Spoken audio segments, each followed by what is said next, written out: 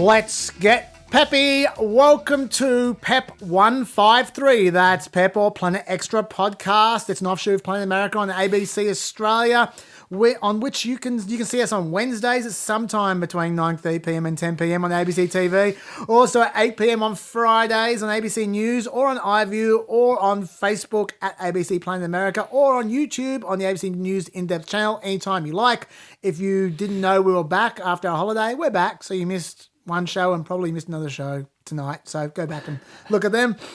On PEP, we cover all the stuff that's too nerdy for TV. We're recording this at 2:01 p.m. in Sydney on a Friday. So now you know all the topics that haven't happened yet that we're not going to get to. I'm a day behind my reading, as per usual. If you want to get in touch with us, you can either comment under one of the PEP videos or on Facebook or on YouTube under the PEP videos, or you can tweet us at PEPCHAS DRDAVE. That's at PepChazDrDave. If you want to contact me privately, ask me on Twitter and I'll allow you to direct message me. And don't forget that we will have time signatures for this podcast as well as extra show notes in the blurb underneath the Facebook and YouTube videos for your perusal. If you don't see this podcast on Facebook and YouTube, you will observe the king of not raising the stakes on inconsequential views. I'm talking, of course, about Dr. Pepper himself, Dr. Dave Smith. Hello, Dave. Hello. That intro is getting longer and longer. It is. It's now the length of the medical disclaimers in an ad for Viagra. Yeah. I might have to streamline it next week. Dave, what are you grateful for? Well, first of all, I've got to give my disclaimer. Oh, yes. Oh, my God. I completely forgot. Yes. I'm so greedy My with disclaimer. disclaimers. So I'm an associate professor at the United States Studies Centre at the University of Sydney. But let me stress, I do not speak for either of those institutions. I speak only for myself on PEP, which is something that everybody should be grateful for. In terms of what I am grateful for, people sometimes ask me about what I read and how I keep up with the news, and something that I always forget to mention when I answer them, so I will be thankful for it now, is The Conversation. So this is The Conversation, a news site that started in Australia, must be about 12 or 13 years ago now. Actually, 13 years ago, I think, 2011, and has since expanded massively. It's gone global. Now, this is a site where all of the articles, or nearly all of the articles, are written by academics, but don't let that put you off. The whole idea of The Conversation was to be able to make academic scholarship accessible. And so there are generally two types of article on this site. There are articles where they have commissioned academics to bring their academic expertise to something that's happening at the moment. But it's also a place where academics can talk about their new research in language that is accessible to everybody. Now, they have a newsletter that goes out every morning where for the Australian New Zealand article that day, where most of the articles that have been written that day will be in that newsletter. And there are a few benefits to this. One is, I think, that you often do get a much deeper take on things that are happening with a lot more historical background, with a lot more analytical rigor, and also with usually very careful assessments of what is going on. So all of that is very useful. Second, it continues to be a major scandal in the United States and Australia and just about everywhere else that nearly all research is publicly funded in one way or another, but is completely inaccessible to the public. It's first of all inaccessible to the public because it's behind academic paywalls, which are run by some of the most profitable companies on earth, publishing houses like Elsevier and Springer, but that basically only make the research available to universities who have institutional subscriptions to journals, which are astronomically expensive. The Conversation is one of the places where you can actually see academics discussing their research free of charge. The Conversation is not paywalled, nor does it advertise anything except itself. Another reason why it's accessible there is because a lot of academic research is written in language or using formulas or whatever detail that is not accessible to most people. The remit of the conversation is that academics have to explain it in lay people's terms. And this is the other big benefit of it. It actually forces academics to explain their research intelligibly. For people who might have read it but have never seen how it's written before, here's how the sausage is made. People who write for the conversation write it in this online interface. So you get a link to this interface that you write in, which it uses readability statistics in this real-time monitoring way. It has this traffic light set up where if you start writing in a too complicated way, so words that are too long, sentence structures that are too complicated, it goes from a green light to an amber light. And if you start getting too out of control, it goes to a red light. And what it tries to get you to do is to write to basically a year 10 level of comprehension. To put that into perspective, I believe, I'm not sure, this is something that I read ages ago. I'm not sure if it's still current. Like the Sydney Morning Herald, the standard is, I think, to about a year 8 level, which is about the same as the New York Times. For Daily Telegraph, it's to a year 5 level. So basically any publication that is trying to reach an audience, it is writing to high school level of comprehension, and that's how it should be. And so that's what the conversation actually does. It forces academics to write in an accessible style. So I would highly recommend the conversation. Not everything in there is going to be of interest to you because a huge number of things are covered, like everything from the physical sciences to the arts, but generally in any given day you can find something worthwhile. And just a couple of particular shout-outs in there. Emma Shortis, who is one of Australia's best academic commentators on American politics, she writes in the conversation pretty regularly, seems to have been doing it pretty regularly this year. And Adrian Beaumont, who writes about polls all over the world, is in there. His poll analysis is extremely good. One of the things I like about Adrian Beaumont's analysis is he never actually goes beyond what the data is telling him. Like he'll link things to previous poll results, but he does not over-infer, which is something that makes him very, very different from most analysis of polls. What a unicorn. Yes. Yes. I also can vouch for the conversation. That's a great publication. Yep. I'm glad you gave it a hey. And I had no idea about the behind the scenes. Oh, yeah. It's one of the reasons I really enjoy writing for it. You're basically getting this constant feedback on, are you writing like a dickhead? Yeah. Yeah. Well, look, when we did law at Sydney Uni, there was a huge push to try and get people to write in simple English. And basically our papers got marked as much by the clarity of the writing as it did by the actual law content. Yeah. And honestly, I've said this a number of times that I think there was nothing that was more useful for my comedy writing career than doing law. Wow. Just because I was taught. That's the first time I've ever heard that. Yeah. It was just drilled into us about writing clearly and simply. Yeah. So yeah, I'm glad to hear that, the conversation.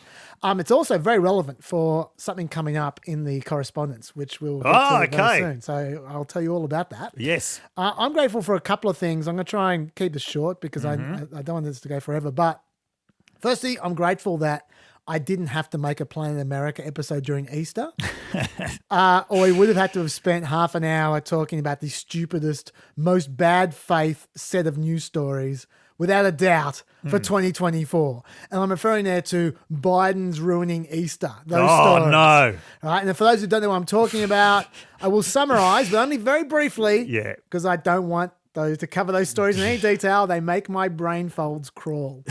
The first story was that Biden single-handedly tried to replace Easter by declaring Easter Sunday the Transgender Day of Visibility.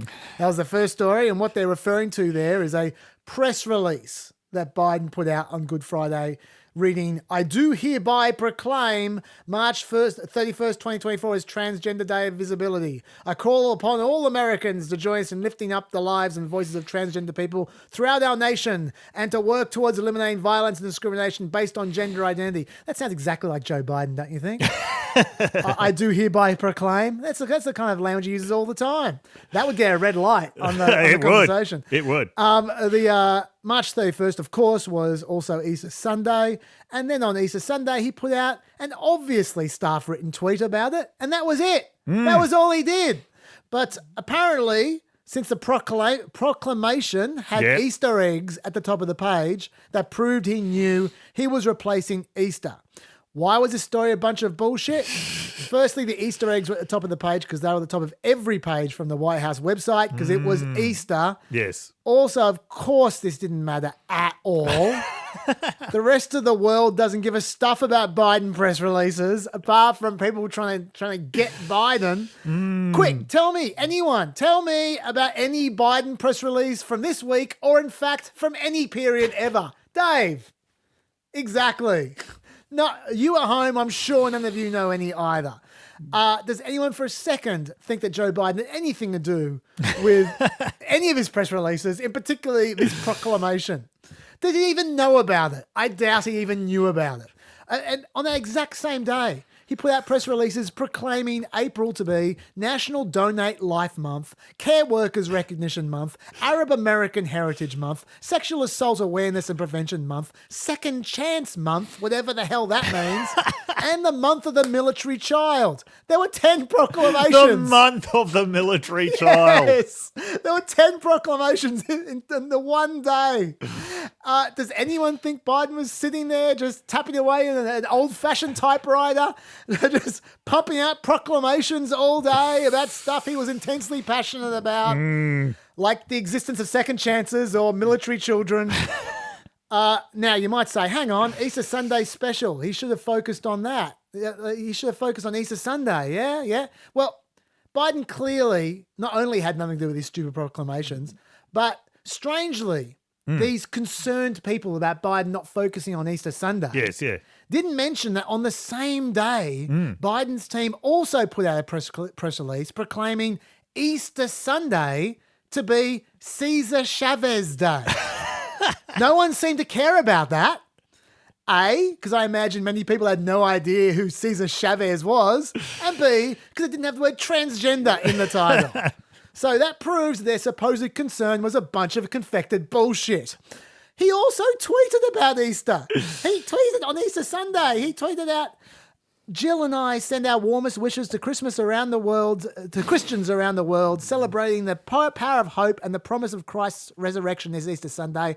As we gather with loved ones, we remember Jesus' sacrifice. We pray for one another and cherish the blessing of the dawn of new possibilities. That sounds pretty religious to me. It certainly doesn't sound any less religious than any of the 71 times that Trump posted on Truth Social on Easter Sunday about things that had nothing to do with Easter that he was furious about. 71 times. And it certainly didn't sound pagan, which is what people accused him of being. That's the new word, pagan.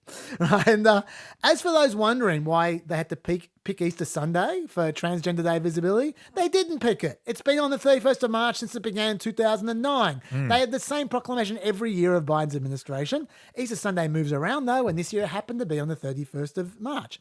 But importantly, Cesar Chavez Day is also on March 31st every single year, and no one gave a shit. No one called that proof that Biden is trying to insult Christians with his Chavez agenda. No one. Anyway, I emphasize this as well. Yeah. There is no evidence that Biden had any idea that any of this ever happened. No president ever is in charge of their press releases. Anyway, okay, so basically, stupid bad faith story. That's number one. Yeah. And number two is much shorter one. Biden banned religious themed designs from the eggs at the White House Easter egg roll. That sounds exactly like the kind of thing he would personally intervene as well. He'd be very angry as part of his pagan agenda to promote second chances and military children and Cesar Chavez to get rid of religious iconography on Easter eggs. Trump and Mike Johnson honestly were complaining about this. It was a real news story until it turned out that the guidelines had been put in place by the American Egg Board 45 years ago. And they haven't changed once. Damn you, American Egg Board, and your pagan agenda. They love Cesar Chavez as well. So those regulations were there for Trump's administration as well. But no one cared then. You can read about this if you like online, but not in the Daily Caller, because they at least had the decency to withdraw their stupid article when they realised it was a bunch of bullshit. The New York Post, however, still has their story up and didn't change it one jot, because that's how they roll over there. An Easter egg roll, maybe. Anyway. That took, 4 minutes to go through, 5 minutes to go through. I'm grateful I didn't have to spend 33 minutes on TV reading out disingenuous tweets and confected outrage about those stories, the stupidest stories of 2024 so far. I had no idea that the American Egg Board was so powerful. You know who was They're the enormous. original military child? Who? Jesus. Oh my God, it all makes sense. Because God is a soldier. A soldier for creation. A soldier for love. That might be stretching it a bit. But he was killed by the military. Yeah. Yeah. No, fair enough. Well, they weren't angry about that anyway. No. But, the other grateful I had was I love when the court system works as it's meant to. Okay. You know, I love the court system. Yes. It takes its time. Sometimes it gets there in the end, though. I'm Yep. referring to how Kari made all kinds of unhinged allegations about the top election official in Arizona back in 2022. Oh, yes. Yep. Stephen Richer. She said he added 300,000 illegal votes into machines somehow. He intentionally misprinted ballots so they'd be rejected by tabulators. It was a perfect crime from Stephen Richer. Well, he sued her and he demanded her evidence. Much like Georgia did a couple of weeks back with their lawsuits and conspiracy theorists. Like in Georgia, Kari Lake had nothing but bluster. She's no longer even trying to prove her claims are true. She now just wants to contest how big the damages should be. She's arguing her words didn't harm him, so there should be no damages. Suck it, Kari Lake. I hope it bankrupts you, and I'm grateful for that process, that Stephen Richer is going to become richer at the expense of Kari Lake. More of it, please. That's what I'm grateful for. Great. Correspondence, Dave. Okay. Thanks for all the comments, by the way, guys, under our Facebook or YouTube videos or through Twitter. There are now way too many good comments for me to reference. Okay. But I will always try to do a solid 20-minute sweep at the start All of the right. show. Yep. And we'll reply to a few directly as well. So hopefully that takes care of a lot of you. Dave, Yes. they went crazy about Olympic mascots. Oh, did they? Huge amounts of correspondence. They love the Olympic mascots. Yeah. It broke the virtual mailbox. I'm very glad to hear it. Yeah, no, they were grateful for that. Don said he's grateful for your tangent treehouse. Tom said that he literally had a question in trivia this week on Olympic mascots. Oh, really? And got it right because of you. I am so happy to hear that. I would like to think that the trivia master might be a pepper. It's the entire circle there. Okay. The Olympic mascot trivia. If he is, by the way, trivia master, if you are a pepper and you're listening to this, remember, April's officially second chance month for next week's trivia.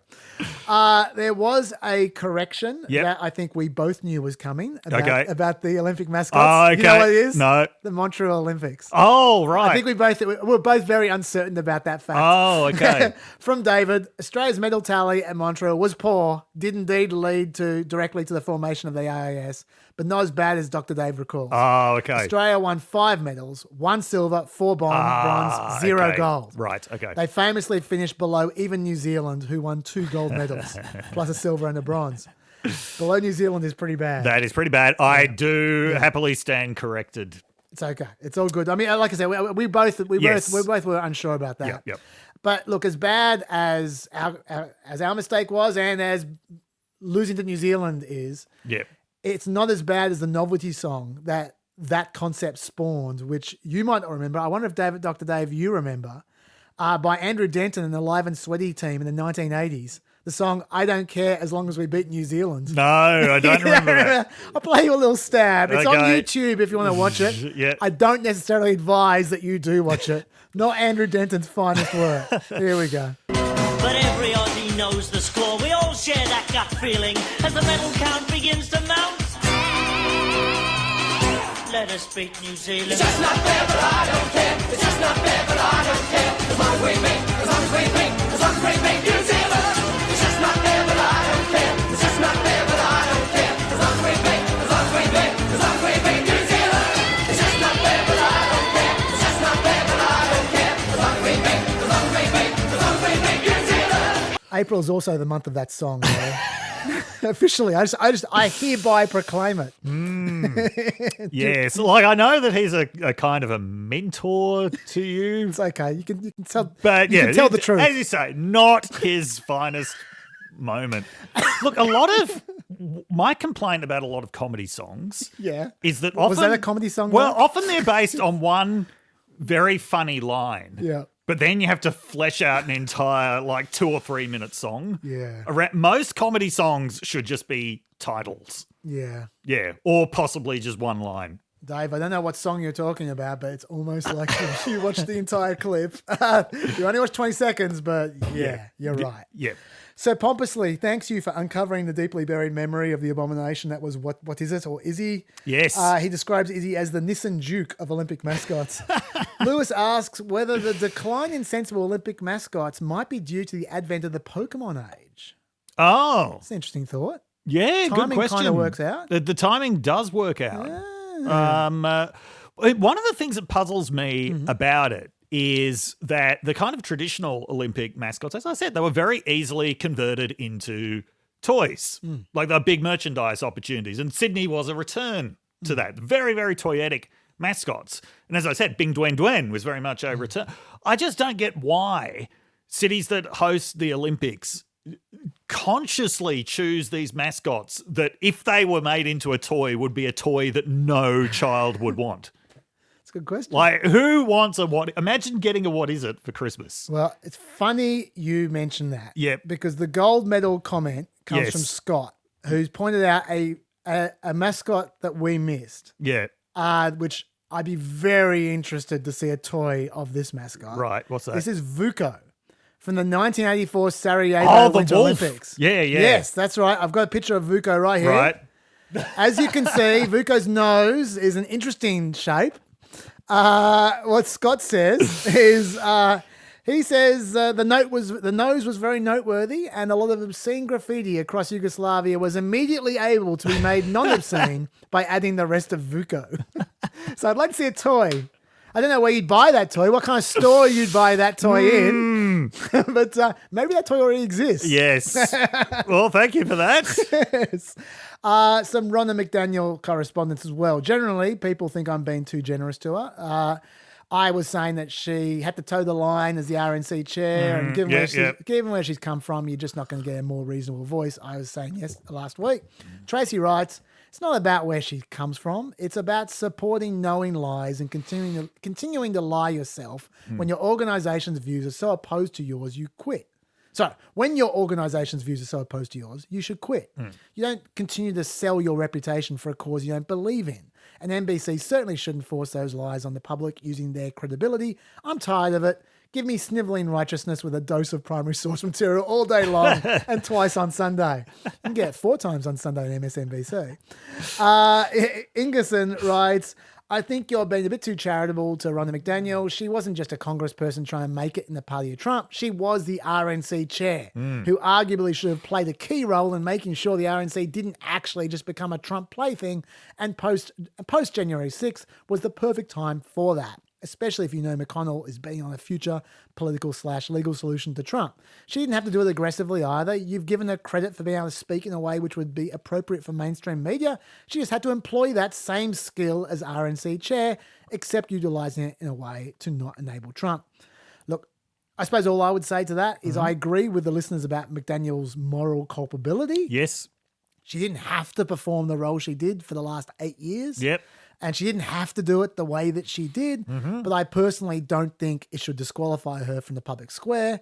People can and obviously do disagree with that Okay. thought. Do you have anything to add to any of that? No, I don't. Okay. Truth Social correspondence. Dave says, my dad is full of shit about the rules of thumb of stock market evaluations, which he's probably right. I can't believe that. My dad says a rule of thumb, you don't want to go more than a price-earnings ratio of about 15. Yes, yep. Unless you're really speculating. Yes, yeah. I.e. the total stock value shouldn't be more than 15 times the earnings of the company. Yep. He says the S&P 500 has an average, that's the 500 top companies in America, has an average PE ratio of 23.27. Many stocks are in the thousands. These are called growth companies because investors are pricing growth of revenue into the value of the stock. Yes. He notes that before Twitter sold, its PE ratio was 200. Fair enough. Good point, Davey. I'm not going to tell my dad that. But, But there's a very simple reply to that. And what's that? Truth Social is not a growth stock. That is true. It is absolutely not a growth stock. Well, it has been around for a long time, and growth is the last thing that you associate with Truth Social. Well, to be fair to Davey, the very next line he said is, I'm not expecting that growth, but I'm sure it will do well if Trump wins the election, he says. I don't think that Trump winning the election would make any difference to it at all. I mean, because if Trump wins the election, then everyone is going to have constant access to what Trump is thinking all the time. That is true. Yeah. That is true. They did get sick of him last time, and I'm sure they would again within seconds. Yep. Look. And so what's the ratio? What is the PE ratio for Truth Social at the moment? It's dropping constantly. Right, yes. Yeah. Sorry, what was it? I think, look, I'm doing this off the top of my head. I think it's currently, it's about $32 now. It started at $50. Yeah. Went up to 70 bucks, and now it's down to $32. So I think from memory, I worked out last week, I think it was it 40 cents? So the PE ratio would be about 2.5 times 32, which is, what's that? That's 75. That's right. Yes. Yeah. No. There's no business justification for that. Yeah. Sure. Okay. Well, maybe give it another 3 weeks. It's, as I said, it's dropping about $2 a day at the moment. Yes. And Pseudonym says, if you're interested in GameStop, he'd recommend Dan Olson's This Is Financial Advice. I don't know if that's a book or a podcast or what. Okay. I got no idea, but I like recommendations for further information, so I'm sharing it with you guys. Okay.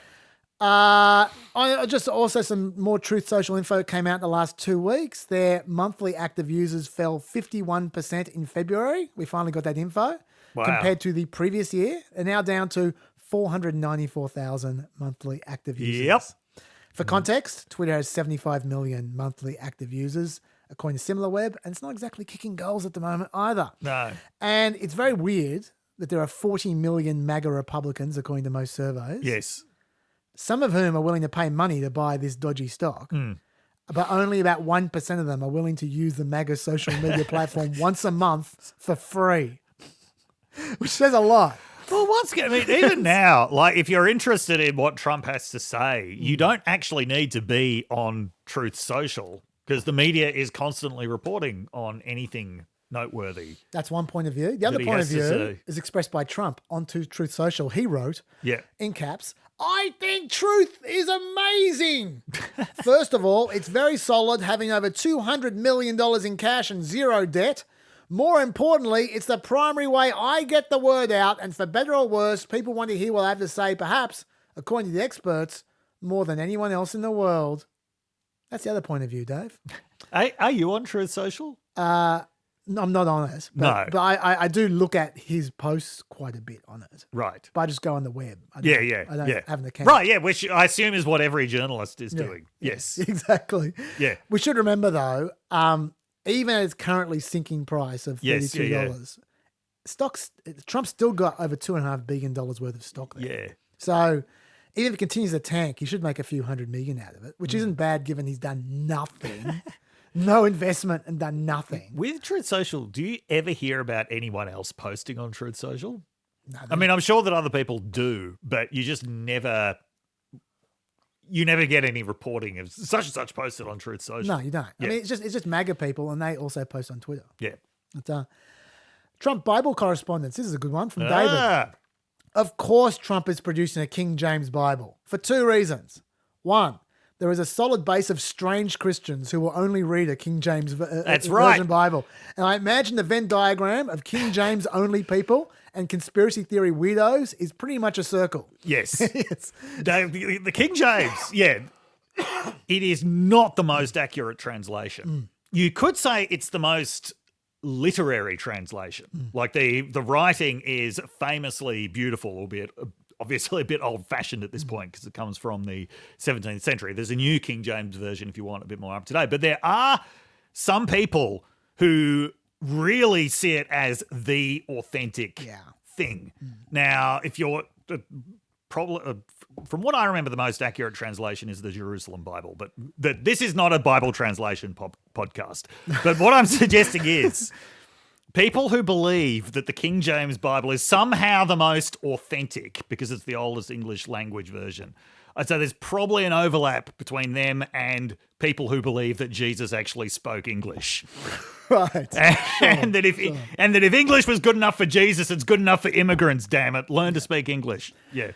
The point you make about the age, though, Yes. is a perfect overlap with point 2, which Yes. is King James is very old and so not under any kind of copyright, which means it can be reproduced by anyone without having true. to pay translators, editors, etc. One of the reasons the NIV, the New International Version, is regularly updated since the 1970s is to maintain the copyright. Oh, sneaky. It's the other main reason. Sneaky Bible entrepreneurs. Exactly. The other reason is Yes. the English language is obviously always changing, so the 1970s version is a bit stilted. But anyway, David points out that the reprinting of the King James Bible is pure profit, Yes. which rings true to me. That is very, very true. Very perceptive. Excellent point. Yes. It's very well done, David.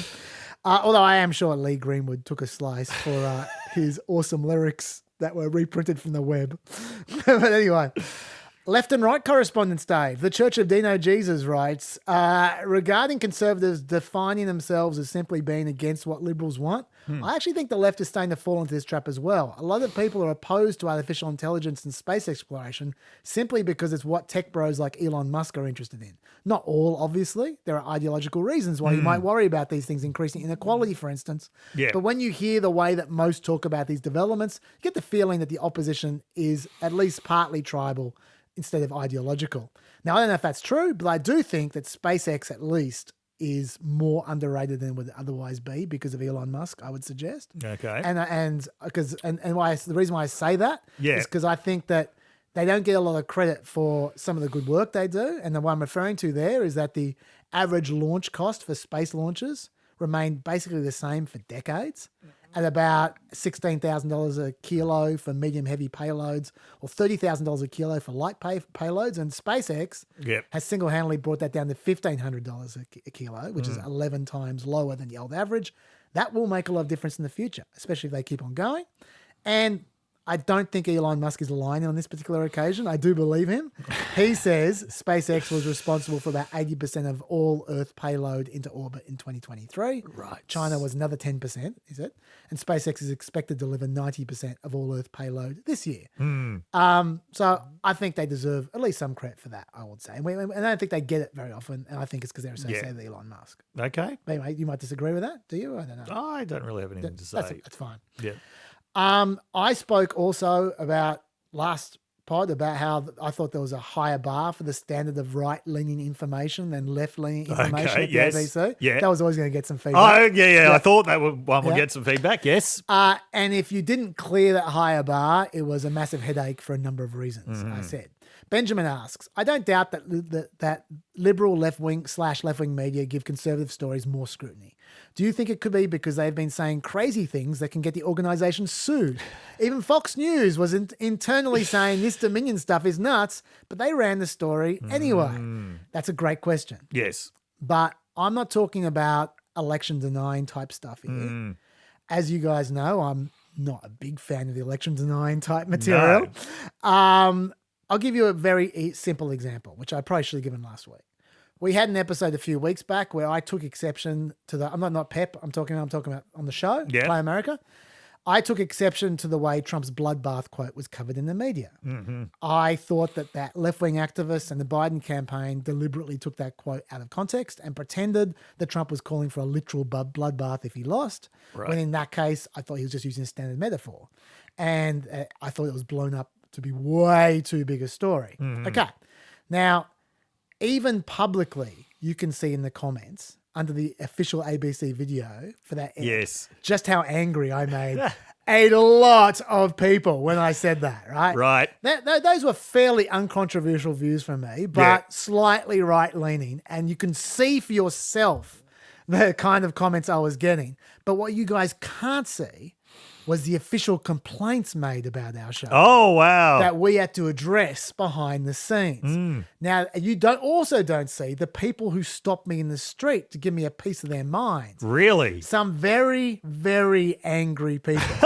That's the kind of thing I'm talking about. It's not the end of the world. Oh, my God. I can deal with it. Not a problem. But I sometimes just get this gut feeling in my stomach when I know I'm creating a potential headache for myself. And I only get that feeling when I'm covering a story from the right. And I'm betting I'm not the only person who gets that feeling. What about that time that you were selling weapons to Canterbury Bulldogs supporters? I definitely got that feeling then. It wasn't a news feeling, but yes, I knew I was in trouble pretty much the first time my life was threatened, which was within minutes of being out there.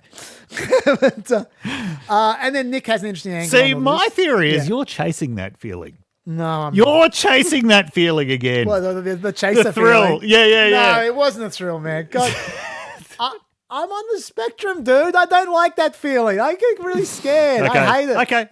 Like I said, dude, please don't threaten Chaz with bodily harm. He doesn't like it. Very introverted. I know it doesn't seem it, but Yeah. anyway, Nick has an interesting angle on all this as well. Yep. Obviously, I'm not in your production meetings, but just how far right are we talking about? Because my first question here is whether it's more a case of the Overton window being quite far right to begin with.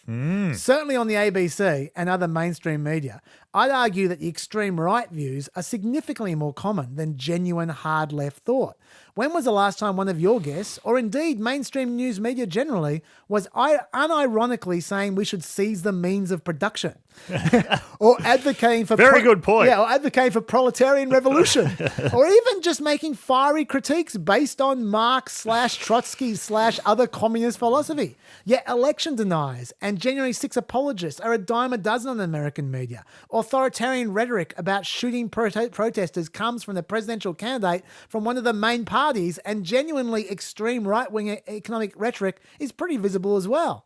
Like privatize everything, cancel Obamacare, demolish welfare, etc. They're all unremarkable positions in the Republican Party. But politicians like AOC or Bernie Sanders, who are presented as the extreme left of the Democrats, are advocating for stuff that's pretty mild in a lot of countries that aren't America. Well, I was going to say they advocate for stuff that is mainstream. Yeah. In Australia, they advocate for stuff that the Liberal Party supports in Australia. Yeah, and he also notes that it's probably not unrelated that most mainstream media outlets are owned by huge corporations driven by profit. Yes, so it's unlikely they'd want to have commentators rolling up their audience in favour of actual hard left policies. It sounds like you think it's a fair point. I do think that's a fair point. I just want to say about the ABC, something that the discourse about, like, is the ABC too far left, always ignores. And I find this eternally hilarious. One of the ABC's most successful and long-running programs is on Sunday morning. It's on radio. It's called Australia All Over. Yeah. This is one of its most successful. I don't know how many people it reaches, but it's a lot. It's a radio show that caters to regional Australia. And for about the last 40 years, I think it's been hosted by Ian McNamara. Yeah. Have a listen to that and tell us how left-wing you think the ABC is after that. And the amazing thing about it is that you get all of these critics of the ABC complaining that, it caters so exclusively to inner city lefties. They don't even know about Australia All Over because they don't know what people in rural and regional Australia listen to. Rural and regional Australia listens to and watches the ABC a lot. The ABC it famously caters for rural and regional Australia in ways that other networks don't. And most of the programming that caters to rural and regional Australia is not overtly political. And even Australia All Over is only kind of mildly political. But that mild politics has I call it a distinctly right-wing flavour. So these complaints about the ABC actually reflect the fact that most of the ABC's critics are themselves inner city people from Sydney and Melbourne. And one of the reasons why they're so enraged by this is because of the fact that their inner city milieus are dominated by, left, liberal and teal thought. Like, you actually get out of that bubble a little bit, you will see a very different picture. I think it's a fair call. And I'd also add that I think a lot of the critics of the ABC don't watch or listen to the ABC at all. Yeah. I know my Sky News dad sure doesn't. I mean, I know Jared Henderson watches the ABC. His Yeah. dial is glued My to the God. ABC. Yeah. He watches it more than anyone who works for the ABC. It's people often critique things that they couldn't be bothered to watch themselves for obvious reasons because they don't like it. Yes, so yeah. they're not watching it. But anyway, I think you're right, Nick. I think it's a fair point, it wouldn't even occur to me. I'll admit it. It wouldn't even occur to me that I could platform an extreme left person in the same way as extreme right people do get platformed. You're right. Yeah. When I interrogated myself, I thought, no, I'd never get a Marxist on. You're right. I wouldn't even think of it. In fact, I'll give you another example about me. I'll admit it. I've had a running argument with one of our Facebook commenters, Alfred. Yeah. Hi, Alfred. About the fact that I am perfectly happy to platform people who are advocating for the Palestinian cause on our show. No problems. But I point blank refuse to put Hamas on there. And he keeps on going, put Hamas on there, put Hamas on there. And I'm just saying, I'm just not going to give airtime to a terrorist organization. I'm just not. Yeah. And I haven't put Ben Gvir on air. That's true. but I bet you'd be more likely to see an Israeli settler than a Hamas militant on You TV. would be, yes, yeah. Yeah. And so I've got to concede to Nick in that respect as well. There you go. Anyway, and the final topic, news services. Andrew asks, this is the one I was saying before about the conversation. Oh, yeah. Andrew asks, are you able to tell us which news services or other you watch, read to get the best, most unbiased information in preparation for the podcast? I was thinking about this during your conversation about the MSNBC commentators. And Buffhead also asks along the same lines. Yeah. I have a friend who is gullible and can't tell the difference between a good journalist and a bad one. Can you teach us why MSNBC journals are shit and what to look for when watching different news sources? Asking for said friend. He'd also really like to know how to do thorough research instead of just pulling up the first page on Google. Well, okay, so there's a complicated set of questions there. And just what I'll quickly say in response to the MSNBC thing is that MSNBC, like right-wing news organizations, they are basically hostage to their own audience. They know what their audience wants. That is what they have to deliver to them. So not only are you getting something that's very ideologically predictable, you're also getting something that is generally not of a very high standard because everything is subsumed to the consideration of how do we give our audience what they want to hear. And that's the problem with MSNBC. It's the problem with Fox News as well. In response to the question, where do we get our information from? If Chaz was to give you his comprehensive list, that would take the next 2 hours. So I'll give you a much more easily digestible list. The two essential sources for me are the New York Times and the Washington Post. Now, I pay for full subscriptions to them, and I mean, between them, they are very, very comprehensive. This is not necessarily a good thing. I saw a report the other day saying something like 8% of all journalists now are employed by the New York Times. The way that the New York Times has just swallowed so many other things, and also the decline of so many other good news sources in the United States, is one of the reasons why now the New York Times and the Washington Post kind of between them can be so comprehensive. So it's not a good thing from the perspective of news, but it is fairly useful from my point of view. Politico is another pretty essential source for me. It is not paywalled. It is not paywalled at any point. You can read as much of Politico as you want. You're not going to hit a paywall. Now, the quality on Politico is variable. They get things from a lot of different points of view. It's not as variable as The Hill, but it's still variable. But they genuinely do have quite a lot of in-depth reporting that is very useful. The columnist Charles Pierce often derogatorily referred to it as Tiger Beat on the Potomac, saying it was basically obsessed with Washington insider gossip. Sometimes that Washington insider gossip is pretty useful. Yeah. Look, I'm not going to go through my entire list for the next 2 hours. I'm sure we will answer variations of this question again another time. Yes. And I might even start going through a publication by publication thing, a little segment at one point in time. But I want to talk more generally now, because I would say that there isn't a single news service that I would 100% trust their analysis of completely with no reservations or qualifiers. There's 2 levels here, though. One is honesty. And there's plenty of people I trust not to lie to me. I think pretty much all the mainstream news organizations I trust to when they give me a quote, I trust it's going to be a real quote.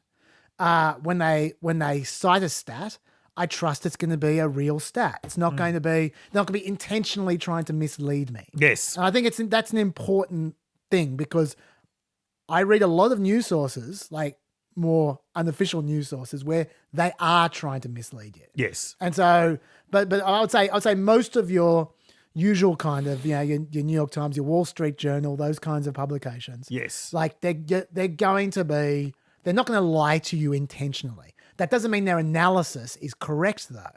Yeah. Because that's the second level. The second level is accurate analysis. Not reporting this happened, this didn't happen, but what does that mean, right? What's the best take on that story? What's the thought about that story? What does that story mean in context, right? Which is really what actually people care about more than anything, Yes. right? And you can get your stories very wrong while reporting or analysing in good faith. Yes. Right? So take, for instance, the New York Post and that Easter egg decoration story I referred to before. That was a 100% bullshit story that they still haven't taken down, Yep. but I don't think they intentionally lied. Okay. There was no factual inaccuracies, right? Yep.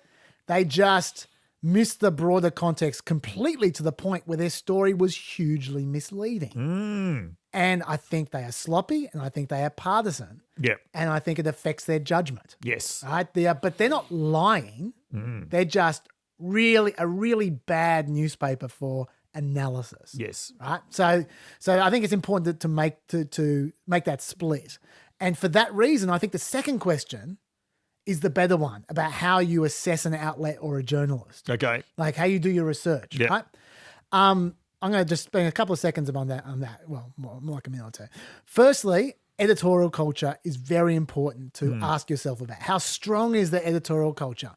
Because at the New York Times, say, or the Wall Street Journal, I think it's very strong. Yes. Which means that you should judge the outlet rather than the journo. Yes. A journo might make a mistake or whatever, but that's not down on the entire publication. And we need to clarify, we're talking about the reporting here. Yes. And I mean, when I say New York Times and Washington Post are very important for me, it's the reporting that I'm after. Yeah, absolutely. Well, generally. Look, yeah. The opinion, forget, right? I mean, there actually are some valuable opinion. Like I said, I get a lot of value out of David French at the New York Times, for example, despite the fact that I disagree with him about most things. But yeah, it's the reporting that you want, especially the Wall Street Journal.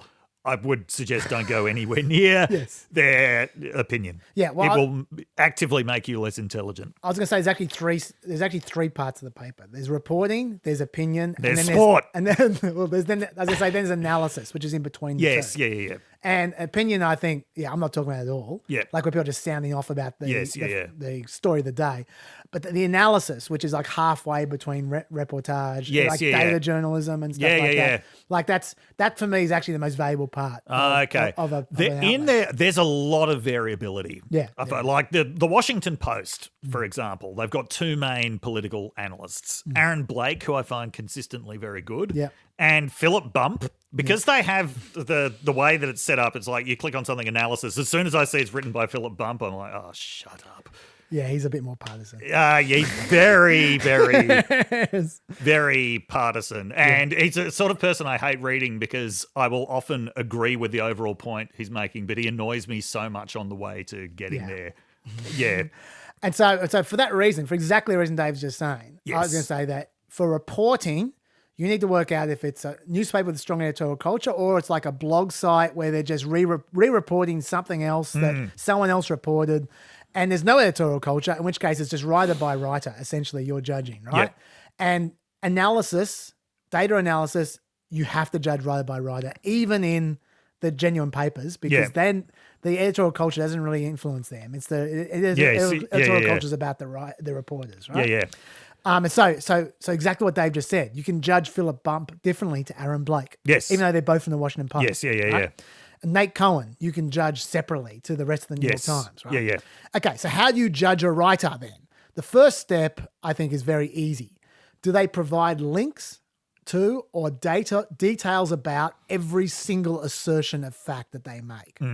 If they don't, then, and it's an online site, then you probably can't trust them. because reliable people will give you links or at least descriptions so you can look things up yourself. Yep. So you can verify what they're saying. Yes. It's the first thing.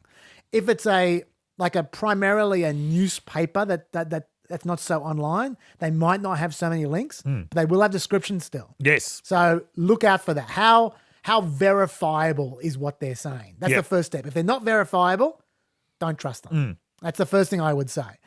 The second thing is, okay, follow the links. Now, when people do this, I do it all the time. Any link which I refer to, I follow. Follow the links, and there's no shortcut for this, I'm afraid.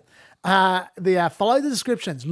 Google the descriptions. When they say that someone said something, Google it. Have a look. See if they actually said it. Look at the context in which they said it. And then you can evaluate your source. When I say your source, I mean the writer that sent you to that particular thing. And it takes a while to do that. But after all, you get a sense of who you can trust and who you can't. Not just who you can trust and who you can't, but who has what viewpoint, who has what bias, who has what angle. Because I think it's stupid to try and find the neutral analyst. They don't exist. No. What you want to do is to have a good sense of where everyone's coming from. As long as you can trust that they're reporting in good faith, which you will assess by following the links. Yep. Then once you know the angle they're coming from, you can adjust in your head. Yes. And that's how, so for instance, I'll give you an example of what I'm talking about, okay? It might not be a partisan handicap either. One of my favorite publications is Reason Magazine. Obviously, I'm a libertarian. But they don't have partisan bias. Free minds and free markets. Exactly. They don't have a partisan bias, but they've sure as hell got a bias against big government and against regulation, right? You just got to know what their bias is, right? And so when you've built that knowledge, you can adjust in your mind any story you read. You can know if an outlet is probably shortchanging a relevant angle. You can supplement that with a different outlet that is strong on that particular angle. And when a story breaks, you have a pretty good gut instinct for who's gonna have the most interesting angle on this, depending on what their particular partisan look is. Yeah. So that's how you do it. That's how I do it. That's why I read a lot of stuff. So there's no point in me telling you what my takes are because they're my personal guardrails from my personal point of view. You will have a different point of view, so you will have different guardrails, right? But I will tell you eventually, not now. I'll just mention two things that I do not do. One is I generally don't read, especially opinion pieces that I know I'm going to agree with. Yeah. Waste of time. Second, I don't hate read. I don't read things that I know that I'm going to. So you don't read things you like and things you hate. Yep. What do you read? Nothing. I read. Doesn't leave I much. read things. I read things where I think I'm going to get an interesting perspective, a different perspective, where I'm going to benefit in some way from read. But reading things that I know that I'm going to agree with or know that I'm going to disagree with, it's a waste of time. Dave, tell us about abortion. Let's get into content. Okay. There have been three big developments this week. Yeah. And we'll start with the first one, which was Trump's announcement that he doesn't support a national abortion ban. Or I don't know if he said it as directly as that, but he made it clear that what he supports is the states making laws. He did say either by votes, I assume he was talking about direct referenda or legislatures. I got the link. There you go. Okay. My view is now that we have abortion where everybody wanted it from a legal standpoint, the states will determine by vote or legislation or perhaps both, and whatever they decide must be the law of the land, in this case, the law of the state. Many states will be different. Many will have a different number of weeks, or some will have more conservative than others, and that's what they will be. At the end of the day, this is all about the will of the people. You must follow your heart or, in many cases, your religion or your faith. Do what's right for your family and do what's right for yourself. Do what's right for your children. Do what's right for our country and vote. So important to vote. At the end of the day, it's all about will of the people. That's where we are right now, and that's what we want, the will of the people. I need to provide the sources, Dave. After what I just said, don't be a hypocrite. Okay, go on. Okay, now I'm glad that you only played the second half of that because the first half was full of insane lies, but the second half was where the real nub of it was.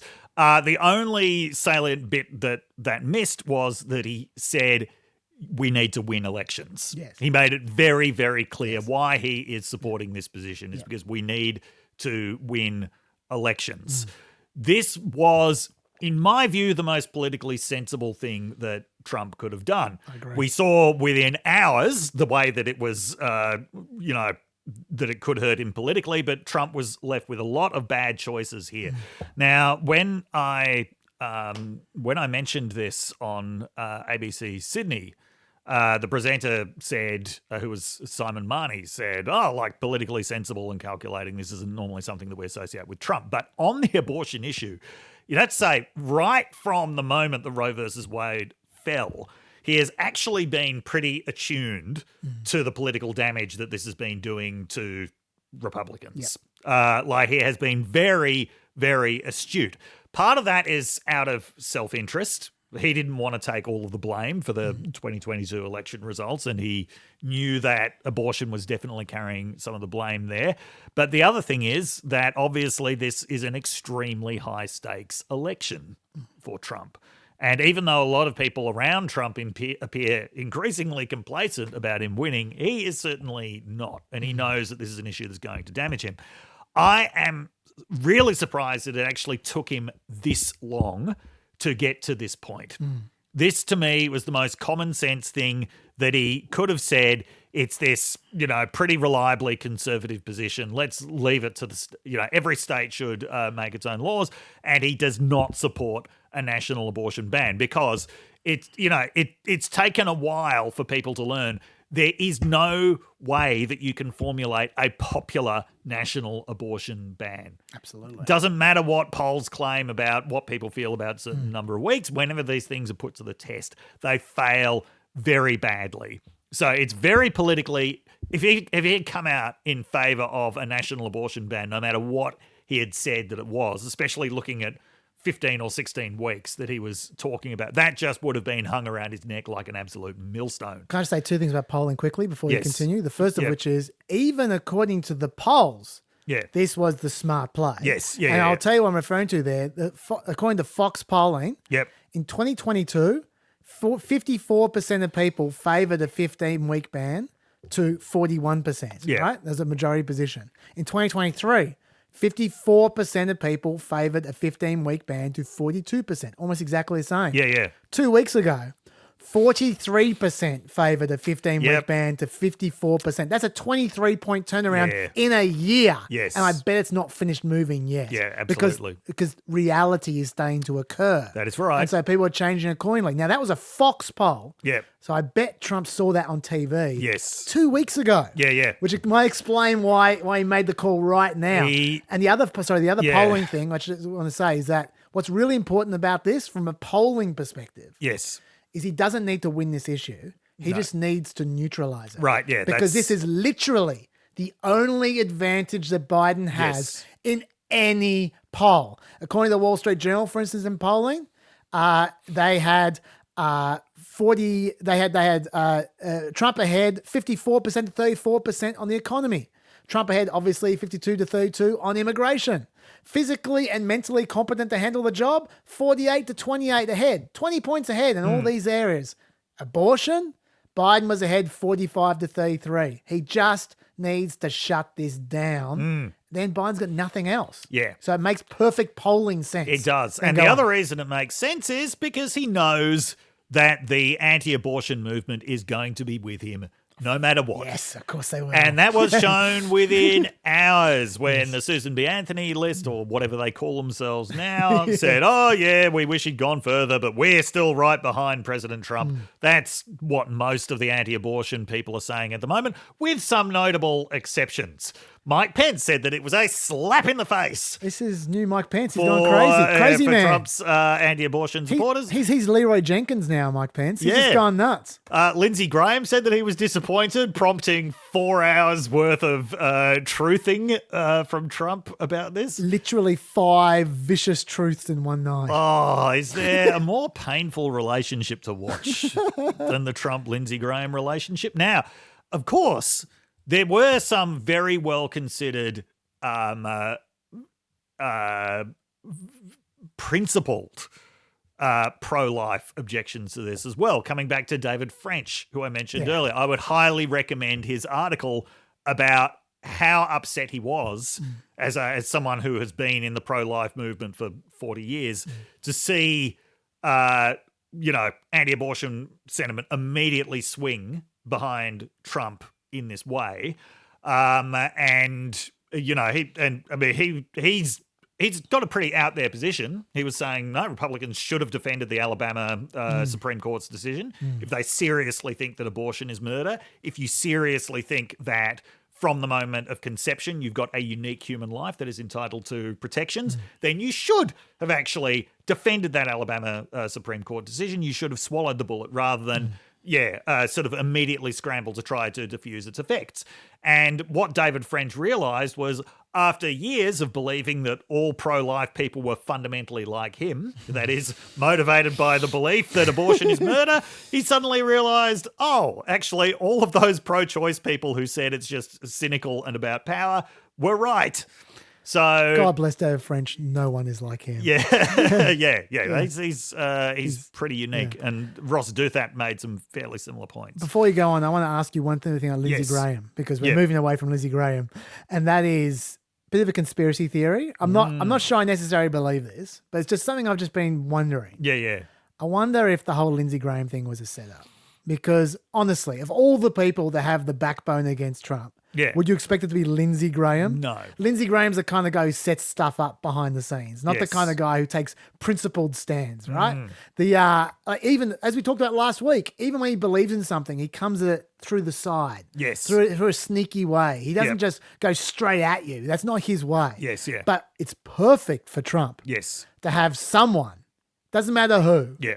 Say, pipe up and go, no, I believe in pro-life and we should have a national ban, and for Trump to just bulldoze it as a lesson to everyone else. There's a warning. This is what happens to you when you cross me. Lindsey Graham is exactly the kind of guy who would volunteer. He would for that mission. He would totally volunteer. Yeah. Wow. Yeah. No, that's a good point. So anyway, I don't know if it's true, but it's just something that occurred to me. I believe that. It seemed very convenient. Yes. That's all. Anyway, go on. Now, obviously, though, taking the position that it should be left to the states to decide has certain hazards with it as well. The two states very kindly decided to demonstrate immediately. First cab off the rank. Okay, hang on. Yes. Before we do Florida and Arizona, which is, I assume, is what you're That about was to the say. order I was going to do them in. Good. Yep. Let me just say a couple of things about the general issue. Yep. Then let's move to Florida and Arizona, okay? All right, once again, I don't want to get too far away from it.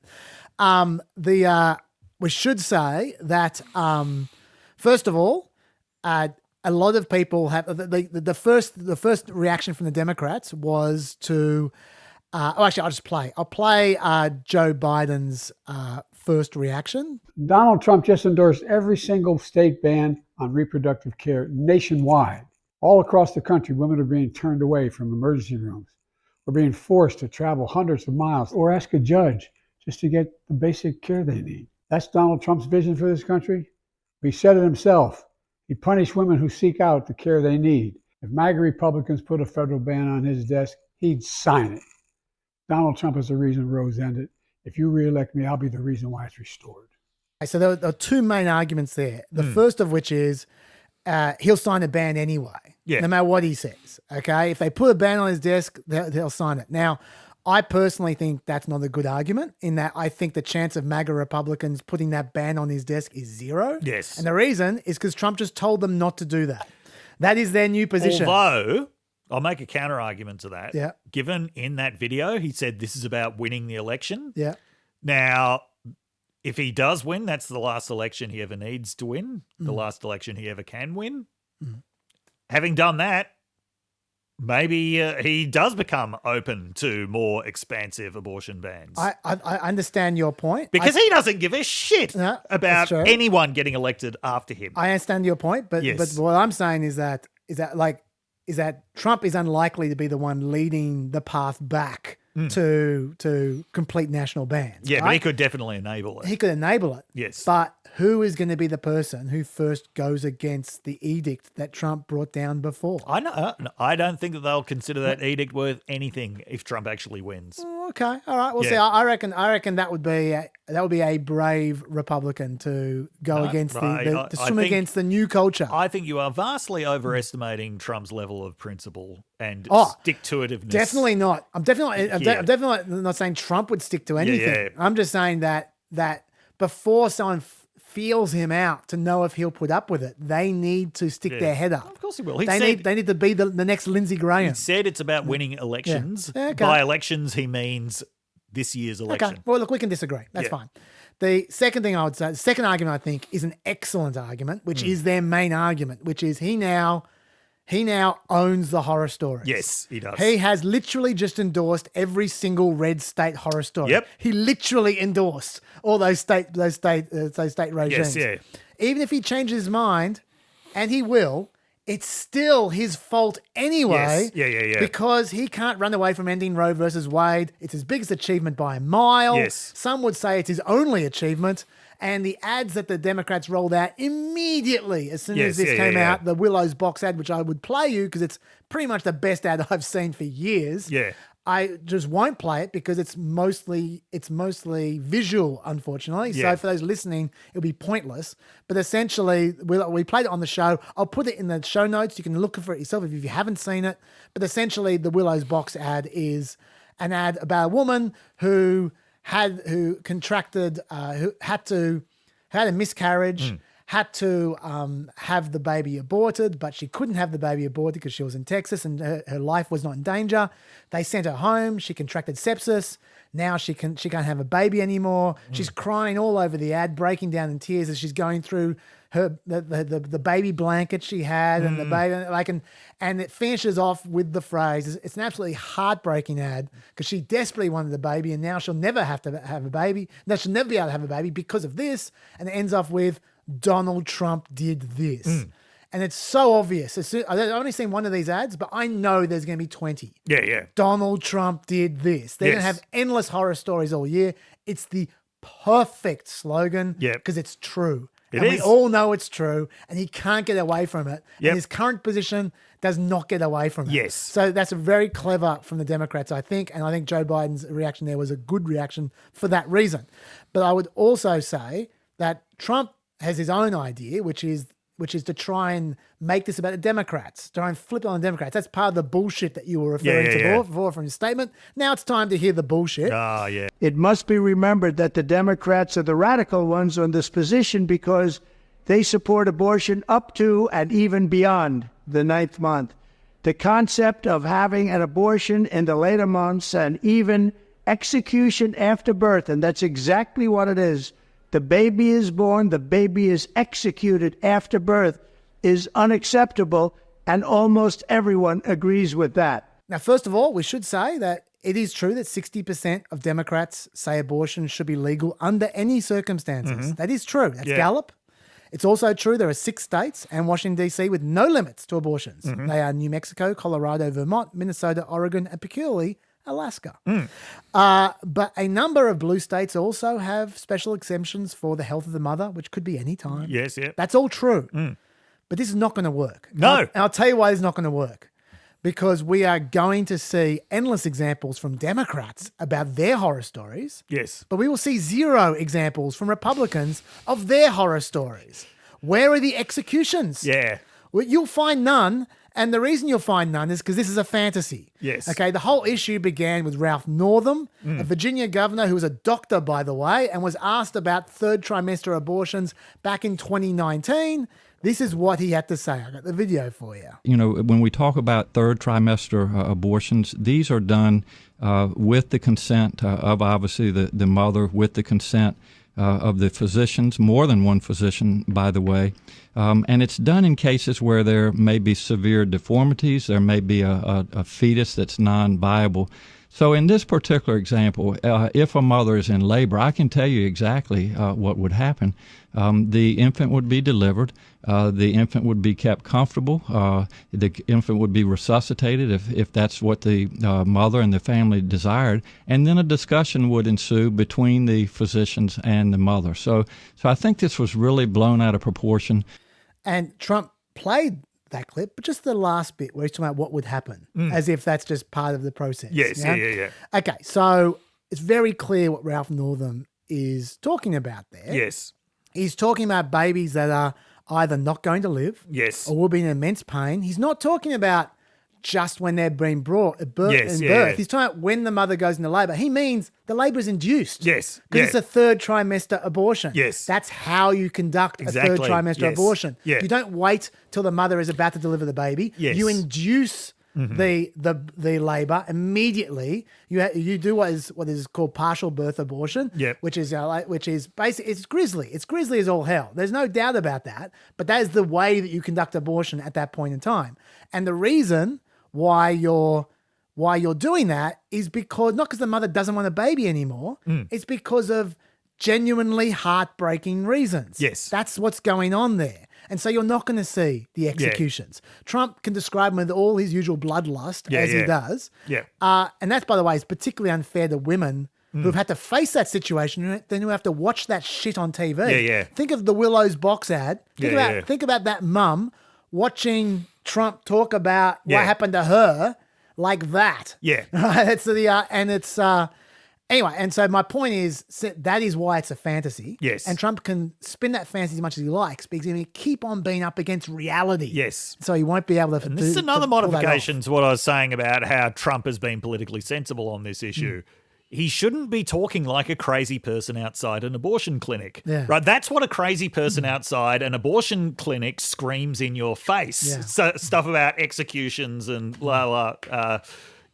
So, yeah, that was the less sensible part of that video, along with claiming that every single legal scholar from all sides of the spectrum wanted Roe versus Wade overturned. And damn it, he was the one who did it. Okay. Good on him. Okay, continue on, Dave. Okay, so Florida kicks off with a pair of state Supreme Court rulings, one of which upholding the state's 6-week abortion ban, which is one of the toughest in the country, especially because of its lack of exceptions. Yes. And second was but allowing also a ballot amendment about whether the state constitution should enshrine the right to abortion. Now, this is less likely to pass in Florida than it has been to pass in other places, mainly because of the fact that Florida has a 60% threshold. Yes. And in a lot of the places where we've seen it's passed by comfortable margins, but it hasn't got to 60%. Most of the time, it's somewhere between about 55% and 59%. So could be very, very difficult, although that could definitely be a get out the vote factor for Democrats, which they didn't actually have in Florida before. But so Trump has already said about Florida that he thinks it's wrong, but he's confident. Heartless. He says heartless. Heartless. Yes. But he's confident that they'll change it. Why would they change it? They only just passed that 6 weeks. This was part of Ron DeSantis' big legislative swing before he announced his presidency. Like, no, they're not going to change it. Like, this is exactly what Republicans wanted. And even if a majority of voters in the state want to change, unless they can get up to 60%, it's not going to change. So there, straight off, you've got kind of immediate evidence that that if you are going to say leave it to the states, you have to accept what the states are coming up with. They're not going to change it just because you want them to. And then second, and even more absurd, is Arizona. Hang on. Yes. let me just get into Florida, and then we'll get to Arizona.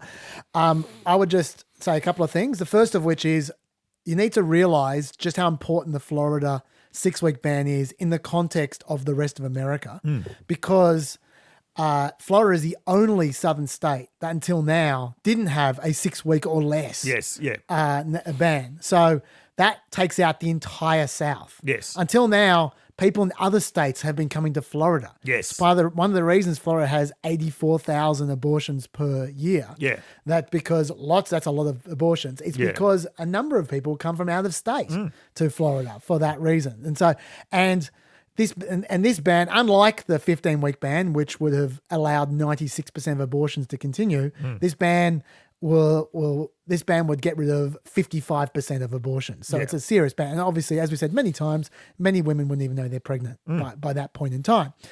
Okay, so on your 60%. But I should also say, by the way, it's kind of amazing Yeah.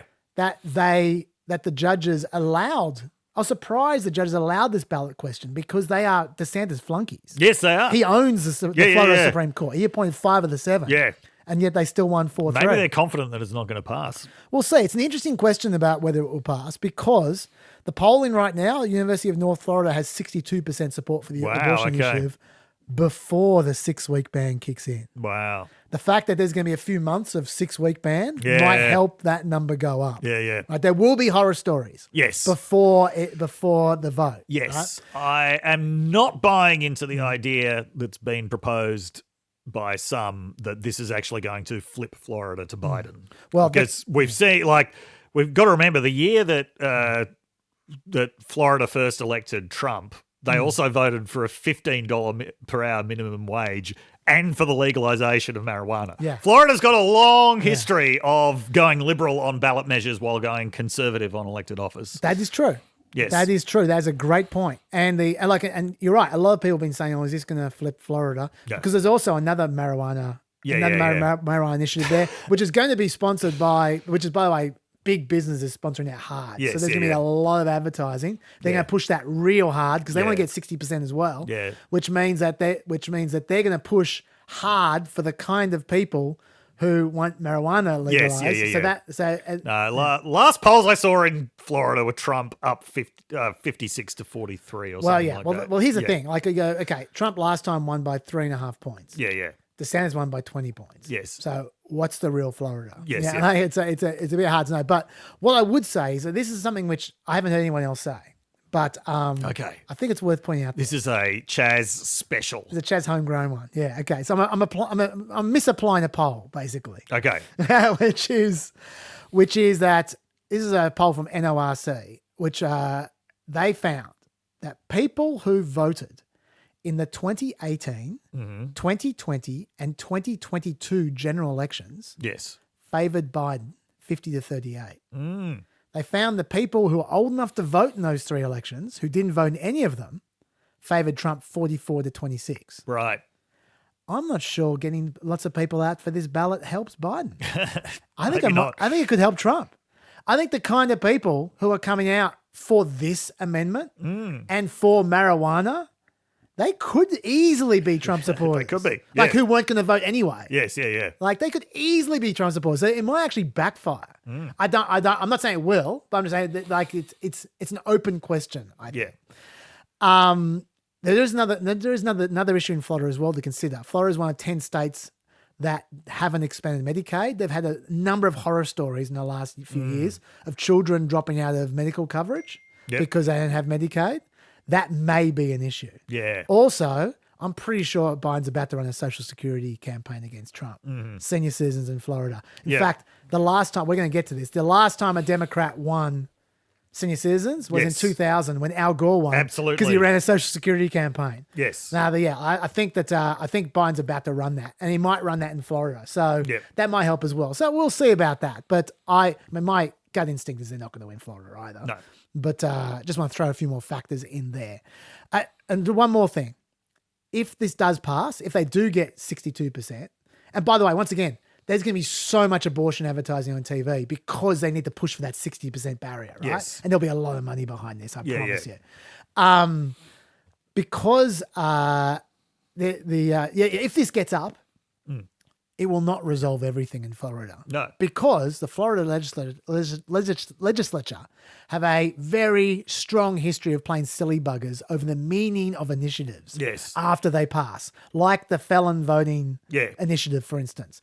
If this gets up, there's going to be court challenges. They've already teed up what it's going to be about. It's about the phrase, the health of the mother. Yeah. That's why 3 Supreme Court judges voted against this ballot initiative. They said it was too unclear.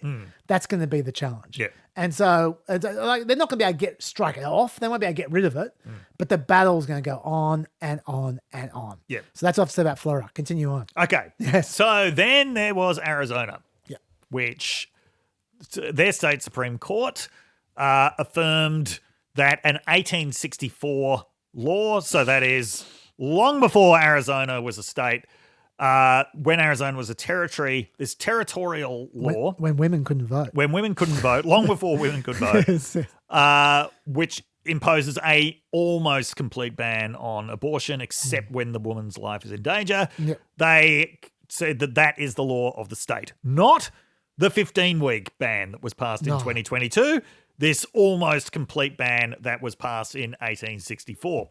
There had been numerous Arizona Republicans who'd been singing the praises of that ban until very, very recently, until this week. Among them, Kari Lake. Oh, yeah. We played the clip on Play America. Yes, Do we play a clip now? I'm sure play I've got the clip it here. Now. Obviously, I think Roe v. Wade should be overturned. And I think the Supreme Court, I have a good feeling that they're going to do the right thing this time.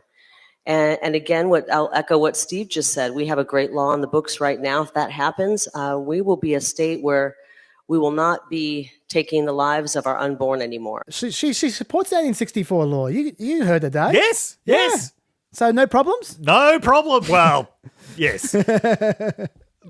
Then there has been this sudden realization that this is a problem. And especially when Trump says this is a mistake and says, I'm sure that Arizona will sort it out very quickly.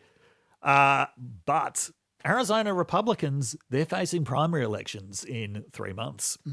And some of them are going to be up against absolute anti-abortion lunatics. So a lot of them are not going to oppose this, including the speakers of both houses.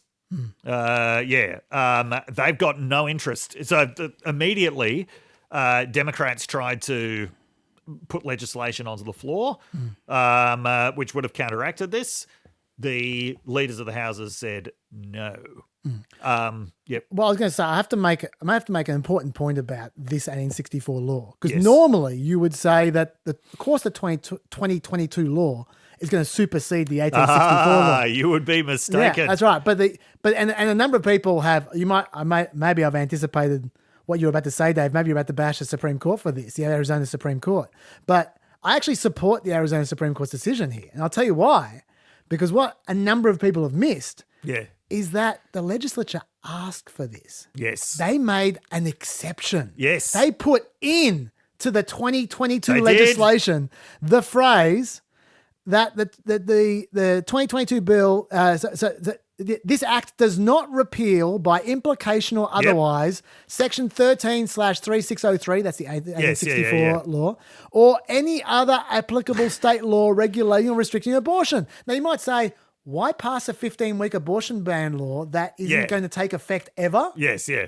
I don't know, but they did it. They did it intentionally. They put that line in. Yes. What are they thinking? Well, yeah, that's the thing, because my understanding is if they hadn't put that specific line in, then the commonplace legal interpretation would have been that superseded the 1864 law. But no, they didn't want it to. Now, the main answer is there are a lot of people in the Arizona Republican Party who want that 1864 law. Yeah. Now, some of them have now realized how fucking insane it is. Like Kari Lake? Yeah, from a political point of view. And you know what time of day it is when Kari Lake is the one who realizes that you're in a position that's too extreme, but a lot of them don't care.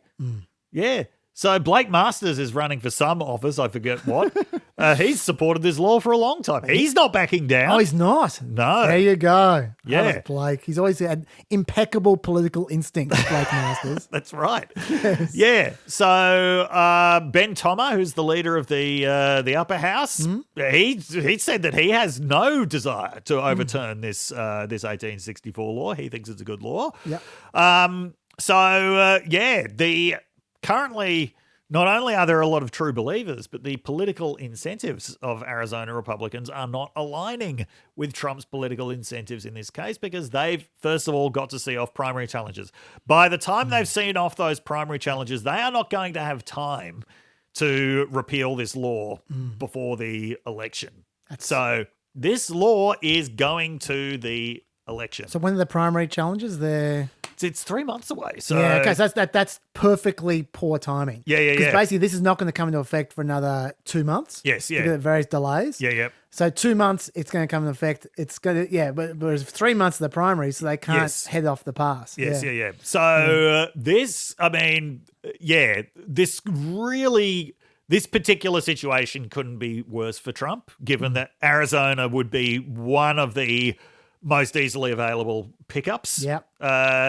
to Trump. And this is like a perfectly calculated issue to drive up Democratic Especially turnout. given they're about to have a ballot initiative as well. They are. The Democrats are working on one. They've got enough signatures for a 24-week abortion ban. Yeah. They only need to get 50%, not Yeah. 60%. This is going to be a lay down misere. So what that means is this is going to screw Trump over in the election because they'll drive the turnout up over it. Yeah. And they're not even going to get to keep their precious abortion Yeah, ban. yeah. They'll keep it for like 6 months Yes. before it's gone. So this is pretty amazing. When you think about what happened in 2022, it's widely acknowledged the two factors that led to this surprisingly bad Republican result were the abortion issue and the fact that so many candidates were MAGA crazies who were claiming that the 2020 election was stolen and that they would ensure that Trump would win in 2024. What does Arizona do? It gets a incredibly restrictive abortion ban that is more than 100 years old. That is, in fact, 160 years old. And they have Kari Lake as a Senate candidate. Yes. Yeah. Now, I don't know that Biden is going to win Arizona, but if he does win Arizona, it has been absolutely gifted to him by Arizona Republicans. He doesn't even need it. No. Like the easiest path for victory of Biden is Pennsylvania, Michigan, and Wisconsin, and the single Nebraska electorate vote, which we'll get to later on. Yes, yeah. So he doesn't even need Arizona. Yeah. North Carolina's looking pretty close as well. Yes, yeah. So these are. I mean, I still think Trump's in the box seat overall, but these are advantages for Biden. Yeah, yeah. Look, getting back to what I was saying about, there are people around Trump who are getting pretty complacent, especially the Heritage 2025 idiots who, I mean, I think it's going to be not enough for Trump to say we don't have anything to do with them. He's actually going to have to tell them to shut the fuck up if he wants to win the election. Because among the things that the Heritage 2025 idiots have said is that they want to bring back the Comstock Act. Yes, okay. Which is the other development. Yeah. Just before we do that, Okay. I just wanted to share one fun fact about the Yes. 1864 law, which we didn't mention. Yep. Which is the 1864 law is so old Yes. that the Speaker of the Territory. Oh, yes. This is a great story. Well, Speaker of the House of the Territory. Yes. In 1864 was a guy called William Claude Jones, who was Yeah. married to a 15-year-old girl. Yes. And who was described at the time as a pursuer of nubile females. Yes. Now, you might think, that's pretty poor. There's this grown speaker Yes. being married to a 15-year-old girl, but he dumped her Yeah. for another 15-year-old Yep. girl. That's how long ago Yeah. this legislation was passed. Yes. So that's my fun fact. Yes. Continue on. Wasn't it, he went to Hawaii? Yeah. You may well have. Yeah. I think he went to Hawaii to marry more 15-year-old girls. Anyway, tell us about the Comstock Act. After that, okay, yeah. So the Comstock Act, which I think dates to the 1870s. Yeah, 1870. Was 1873. Yeah, gave the U.S. Postmaster General sweeping powers, Yep. largely related to censorship. So back in those days, the US Post Office was one of the most powerful organs of the federal government, and it was used to protect Americans from all kinds of obscene and seditious material. Like Mad Magazine. Yeah, sure. Yeah, well, like, James Joyce's Ulysses Sure. was kept out of the US for a long time, also kept out of Australia for a long time. Anyway, so one of the things that it did, though, was it also prevented the use of the postal service to send abortifacient drugs anywhere. Now, Heritage Foundation, or the 2025 crew, of which the Heritage Foundation is the major part, have suggested that should be brought back. That, the Comstock Act, like the Arizona 1864 law, it's one of these things that was never actually gotten off the books. It has just been assumed for a very long time that ever since the First Amendment was incorporated, that nullifies a lot of the Comstock Act by incorporation of the First Amendment. I mean, when it was brought into state level law.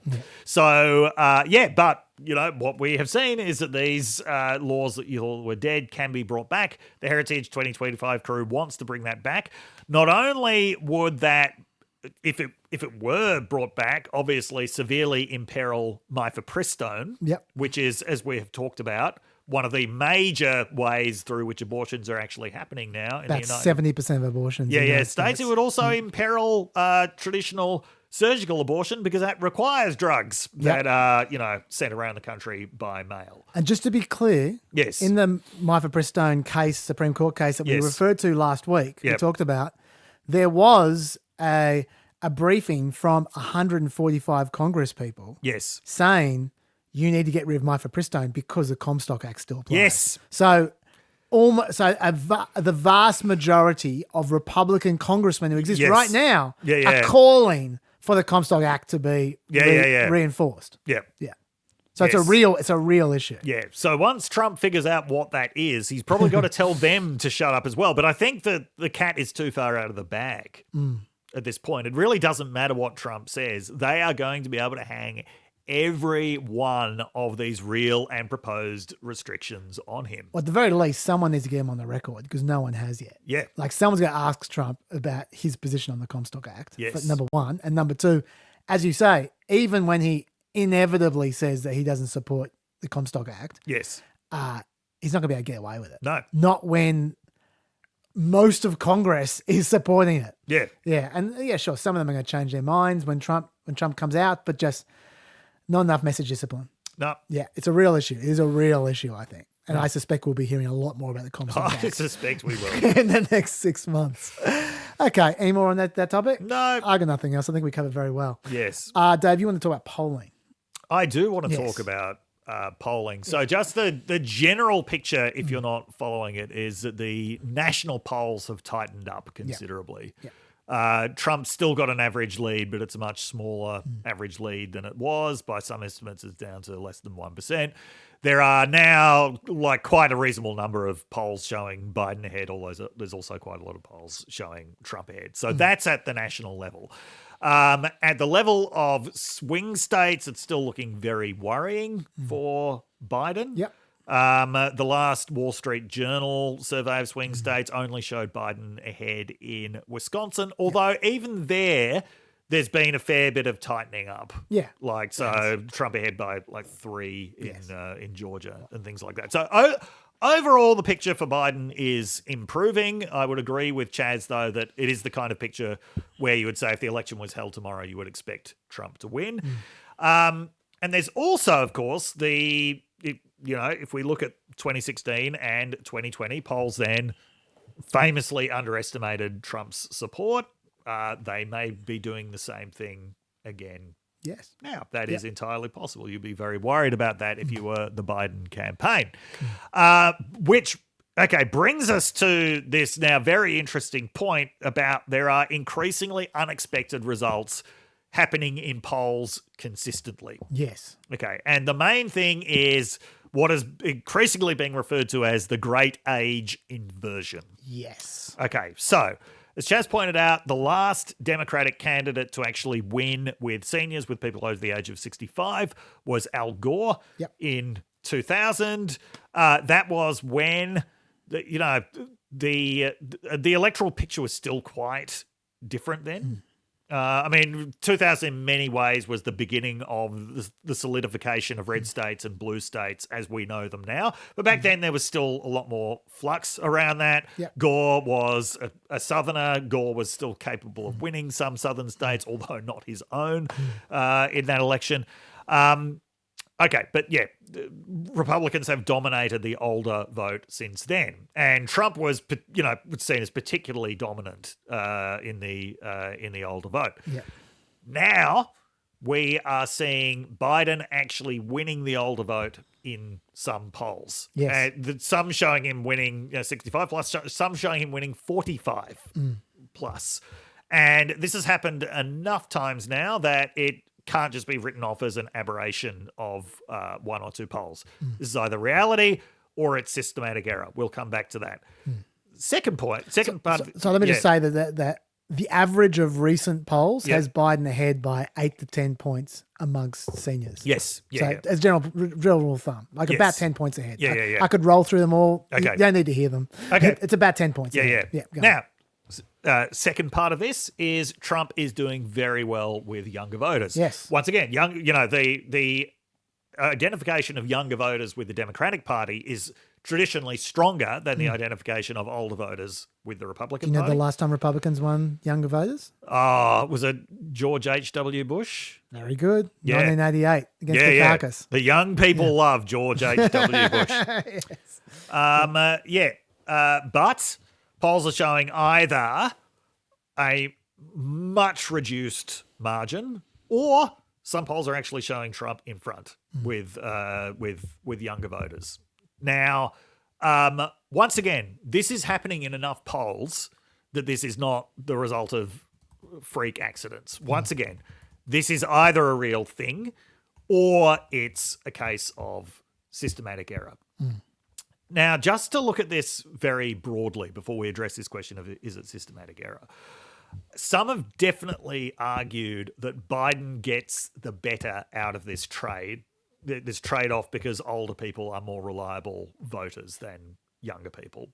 So that's just something to keep in mind. But it's still not, putting him ahead consistently in the polls. Let me give you some numbers on that. Yep. In 2020, the turnout of 18 to 29s was 50%. Yep. 45 to 64s was 66%. Yes. Over 65s was 72%. Yep. Slightly more than 60% of voters overall were 50 or over. Only 17% were 18 to 29. Yep. Go on. Yeah. Okay. So let's look at reasons to believe whether this is real or not. Yeah. On the Biden's popularity with older people, I think there's one. If you're going to believe that this is true, there's one very good reason for believing this is true. Well, Biden's really old. yeah, they identify with him. They identify with him. Yes. Yeah, they are. They are less prejudiced against his constant stumbling and his apparent physical infirmity, and They probably think he's hot. Show us some leg, Biden. he's got a style that really appeals to older people. So that would actually be a very obvious reason for believing this. A second possible reason is if you're worried about things like Medicare and Social Security. Now, certainly when Trump was president, ever since then, he's always held the line on Medicare and Social Security, but he hasn't been president for 4 years. And so we haven't had his constant reassurances that he's not going to do anything about Medicare and Social Security. And the general mental model that people have is that Democrats will look after that and Republicans will not. And, in the context of an economy which on paper looks very good, but where a lot of people are very precarious, that could be a pretty significant factor in all of this as well. Which is another reason I think the Social Security scare campaign is coming. Yes. Yeah.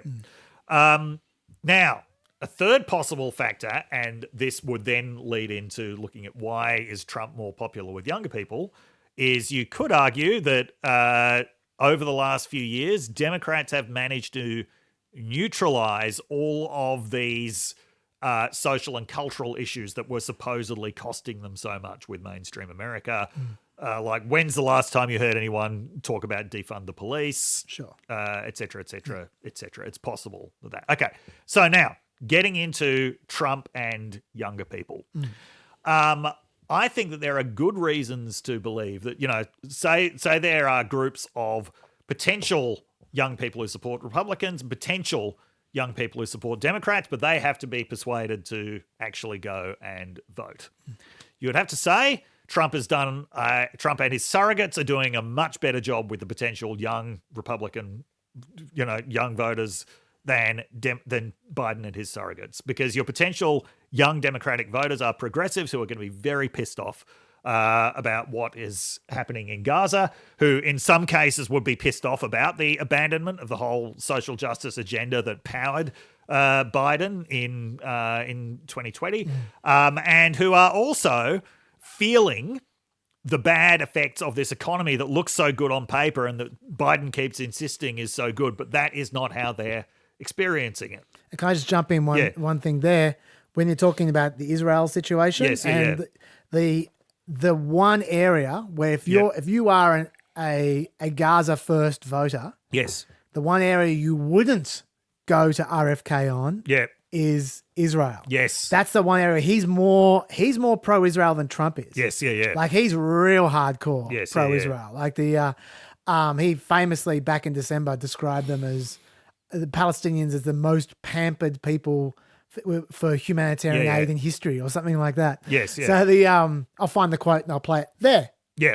But, so the only place they can go if they're a Gaza first voter is actually to Trump, not to RFK. Yes, yeah. Which is weird. Yes. And they might change their mind. And I personally don't think Gaza's going to be an issue in 8 months' time. Yes, yeah. But we'll see. Yes. Yeah. The other thing is, for the last few years, not just Trump, but the Joe Rogans and Charlie Kirks of the world have really had this long-term project of turning what used to be fairly apolitical spaces for potentially angry young men into very political spaces. Yeah. And I think that is part of the payoff that we are seeing.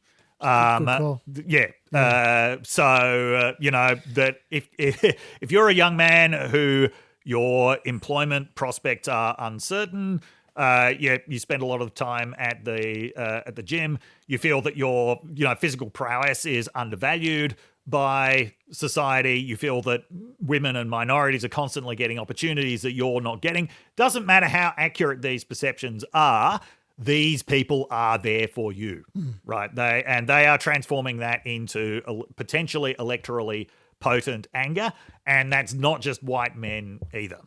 That is, potentially minority men as well. And that's not a recent development. That's, as I say, that is a long-term project. Yep. That's their long-term belief that this is where the votes are. It's not so much about race as about gender anymore. Yeah. That's a good call. The one factor you haven't mentioned, well, this is more about if it's not true. Yes, yep. Is the other thing we need to think about with young voters is that they tend to be generally less engaged in politics, especially at this time of the cycle. Yep. And they will become more engaged as time goes on. So this could change a lot. It could. As they switch on. Yes. Yeah. Yeah. And that goes for the other part of the equation as well. It could be that what it's picking up is really politically engaged older people, the kinds of people who vote in midterm elections and in off-year elections. It could be they are really overrepresented in the polling at the moment. And I could imagine that part of the electorate leaning towards Biden. So those would be the principal reasons to disbelieve it. I think I don't think that polling would be getting it that systematically wrong otherwise. Yeah. But those could be reasons why it's getting it systematically wrong. Yep, that sounds good. Are there any other of these kinds of weird inversions that you find interesting, or is that the main one? No, not particularly. Yeah. That is definitely the most striking one at the moment. It's also worth noting, and just I keep coming back to this point because it's been talked about for ages now, Trump making inroads with minorities. Yeah. This might turn out to be overhyped. Okay, first of all, yes, he's made gains with Latinos, but as I've pointed out many times, even looking at current polling, that's still well below what some previous Republican candidates were able to get. Yeah. Talking about Reagan and George W. Bush. Yeah. Second, the gains that he appears to be making with African Americans, which look quite spectacular in the polls, like going up from 12% to 25%, they are electorally untested. Yeah. Yeah. Whereas we actually saw at the last election that he did make gains with Latinos.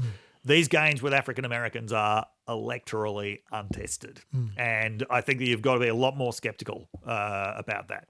They could be real, but also might turn out to be quite illusory. On this topic, I saw an interesting article involving Mike Madrid, who's an ex-GOP Oh, yeah.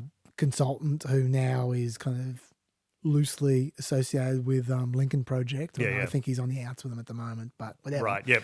He's one of those guys, one of those ex-Republicans, right? Yes. And he made the point Yep. that at the moment, Trump is doing particularly badly amongst white college-educated women. Yep.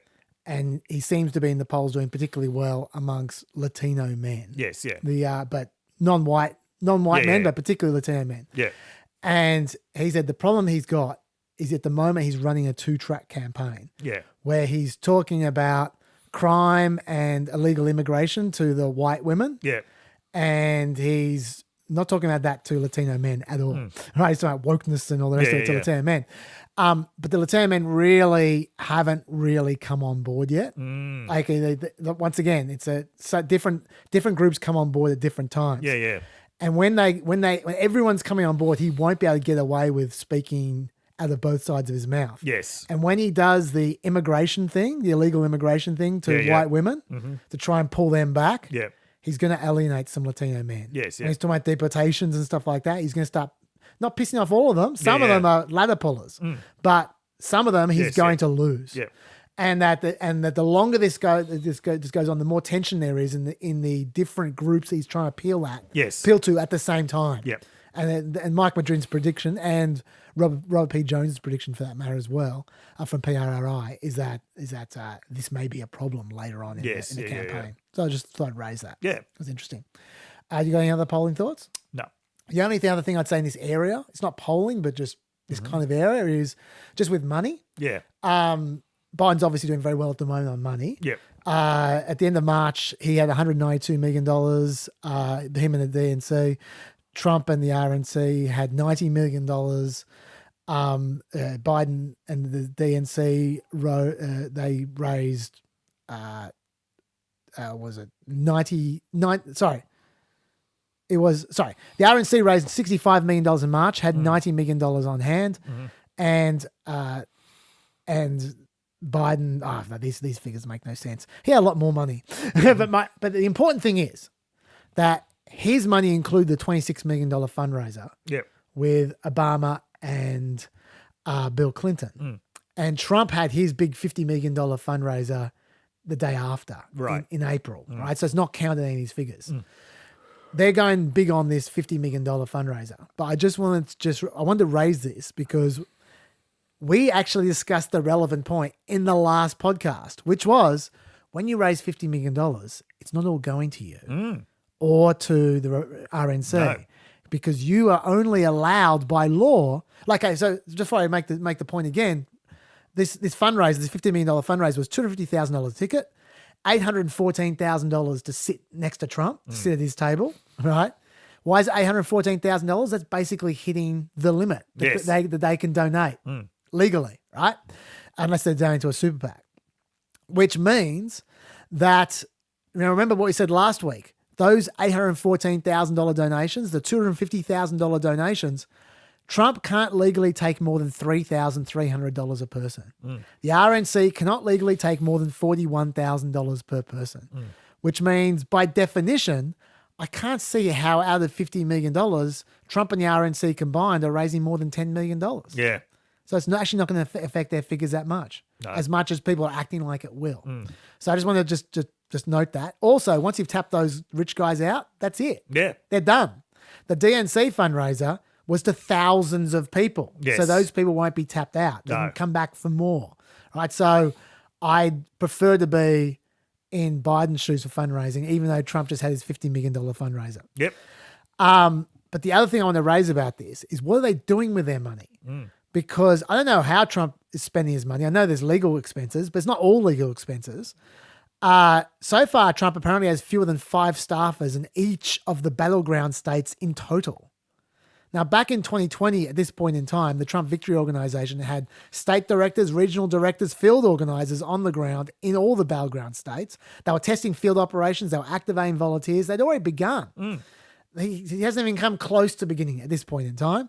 The Biden campaign has 100 field officers so it has 100 field officers in the 9 battleground states with 300 staff already. So they're where Trump was last time round. Trump did lose last time round, but still. So that's the first thing. But the second thing is, if we're talking about spending, we got to talk about ads. I saw a really interesting study about ads, answering a relevant question: do they even work if you have this much money? If everyone has huge amounts of money, does it even work? There's a 2021 paper from John Sides, Lynn Vavreck, and Christopher Warshaw, who are serious political scientists. They are? They studied how TV ads influence voting behaviour from 2000 through to 2018. So that's a fair amount of time. They compared election outcomes in areas where Democrats aired more ads than Republicans did in the last 2 months of a campaign, and they compared those results to outcomes in counties that bordered those areas, but they were in a different media market and there wasn't that differential in advertising. So that's almost the perfect experiment, right? They stayed there for 18 years, and they found that based on historical precedents, a Democratic presidential candidate who aired 100 more ads than their Republican adversary in the given market would expect to see their vote share increase by 0.018 percentage points in that area. So, which isn't much, but we're talking about a lot of ads. Yes, yeah. They said there's a realistic upper bound of about 0.5 percentage point advantage for presidential races we're talking about there. Yep. The lower the race, the bigger the advantage. Yep. They found the upper limit for House races was 0.9 of a point. Yes. For Senate races, it was 1 point. For governor's races, it was 1.35 points, and it was 1.6 points for state attorney general races. But the most interesting thing, which I was surprised by, it didn't matter how many ads were being run in the market. Even if it was a full-on arms race and there were 1 trillion ads each, if it's 1 trillion ads in 100, you get an advantage. The advantage never goes away. Yeah. So it does make a difference to outraise 4 billion to 3 billion, or Yes. however much it's going to end up being. Yeah. So I wanted to flag that about when we're talking about this topic. And a little stats nugget. Woo! Very different kind of poll. More of a fun thing. This is Okay. factual. Yep. Very different kind of poll. Michael Wolff's Fire and Fury. Yes. This is the book poll. Michael Wolff's Fire and Fury sold almost 1 million copies Right. when it came out. Yep. Bob Woodward's Peril sold 400,000 copies when it came out. That's not really happening with Biden books. What do you reckon Franklin Furr's The Last Politician sold? Oh, God. Well,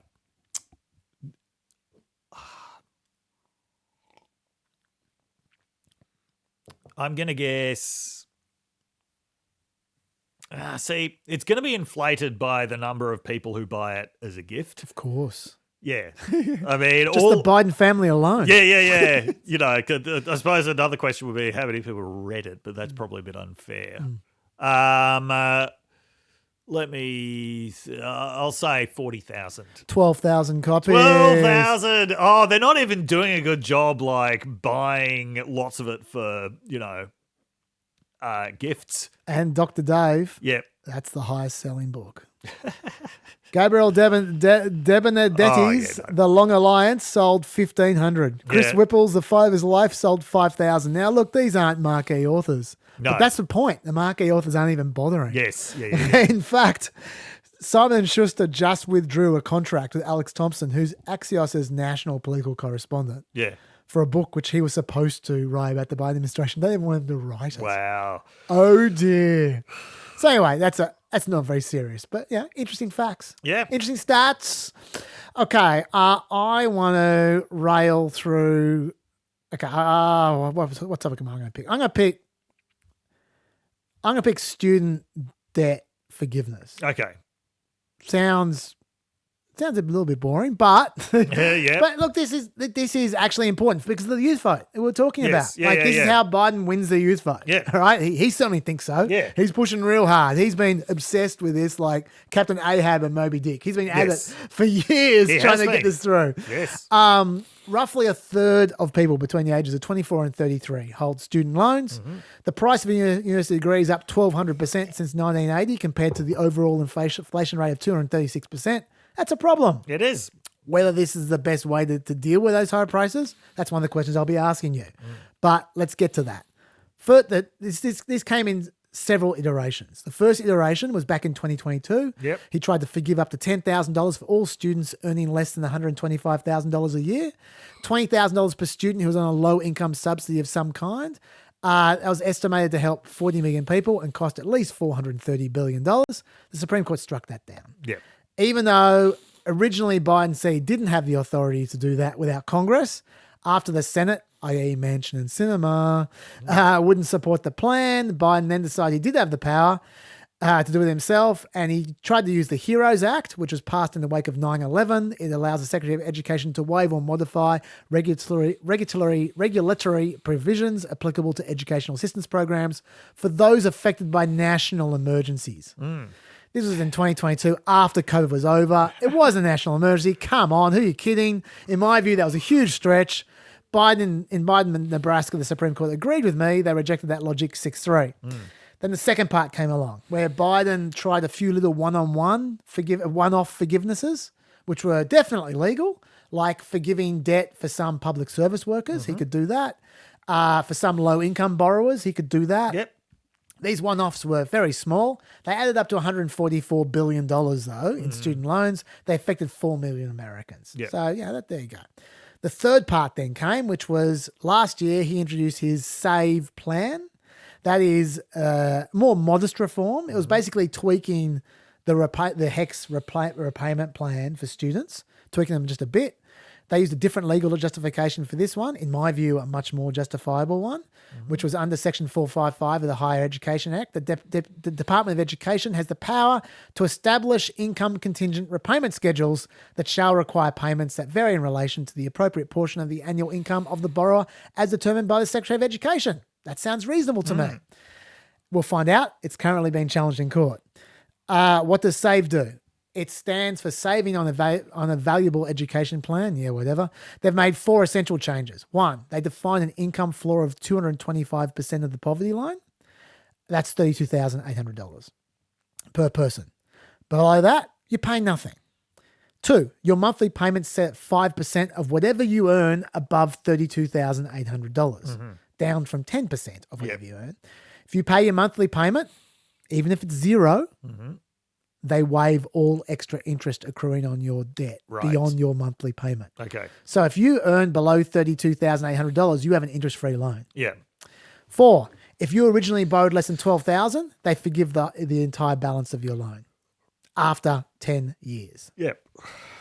That would cost all that, $156 billion, according to the administration. Number crunchers say they are underestimating, but whatever. And there's all kinds of legal issues with standing and who can sue, because someone has to be damaged by somehow getting a free loan, which is hard to prove. Yes. The first time around in the Biden Nebraska lawsuit, they found a state agency in Missouri that services federally backed loans. So they missed out on the interest payments if those loans were forgiven. Okay. That worked for the Supreme Court then. They're trying exactly the same trick again. Right, So we'll see if it works this time. That's part 3. Then there's the fourth part, which just happened this week. He confusedly refers to the fourth part as Plan B, even though there's at least 3 other plans. Maybe he needs to go back to uni and learn to count. But they don't teach that at uni anymore. just teach wokeness. Yeah. Since he's relying on a different power, Just count the number of genders. there's more than 3 of them. Since he's relying on a different power, they've got to go through the proper rulemaking process, which takes a long time. Sometimes it takes 3 years. It involves lots of debating policy. They haven't even had the public feedback section yet, which is going to take. It's funny how much yawning Dr. Dave goes through when I start to. This is. I don't blame you. It's not because it is. I promise you, this is not because of what you're talking about. Well, if it's not, it would be if you were anyone else. Okay. Anyway, I'm aware of what's sexy and what's not. But, they haven't even begun the public comment process. Yeah. That's going to take a while as well. So none's going to happen for at least a few more months. It might not even happen until after the election. Yes. It might have to be put off till next year. Yep. Anyway, here's the hope. It might be completely different by the time it becomes reality. Here's the hope that they will help 5 groups of people. 1, people who now owe more money on their loans than they originally borrowed. Yep. those people will have up to $20,000 of debt from interest erased. Yes. Regardless of their income. Yes. They'll have to repay the original amount that they owe still. Yep. If you make less than $120,000 a year, or couples making more than $240,000 a year, you have full forgiveness of your interest to date. Yep. 2, people who have loans for at least 20 years, they're fully forgiven. Right. People who have graduate school loans for at least 25 years, that was undergraduate before, Yep. they're fully forgiven. 3, people who took out loans to enroll in low-value academic programs, basically they got ripped off. Yes. Yep. The federal government deems that the course was of low financial value, then you get full forgiveness as well. Yep. 4, people who qualify for a pre-existing loan forgiveness program but didn't actually bother to enroll in it, they will automatically enroll you now. Wow. Which is pretty cool. Okay. Even if you didn't apply. Yes. And 5, people experiencing financial hardships, like say medical bankruptcy or something like that, Yes. medical debt, or some other catastrophic expenses. They haven't defined that. Yeah, Really. yeah. I don't really know what's going on there. Altogether, more than 4 million Americans are expected to have their debt completely cancelled under this process. 10 million more would see at least $5,000 of relief. Another 23 million would have their accrued interest wiped away. According to Adam Looney from the Brookings Institute, under this plan, undergraduate borrowers can expect to only have to repay about half their loan back. Now, I have literally no idea how much this would cost. The administration hasn't even provided an estimate at this point. I imagine it wouldn't be cheap. It sounds like a lot. Yeah. So Yeah. the reason I want to do this in front of you is because you're the uni dude. Yes.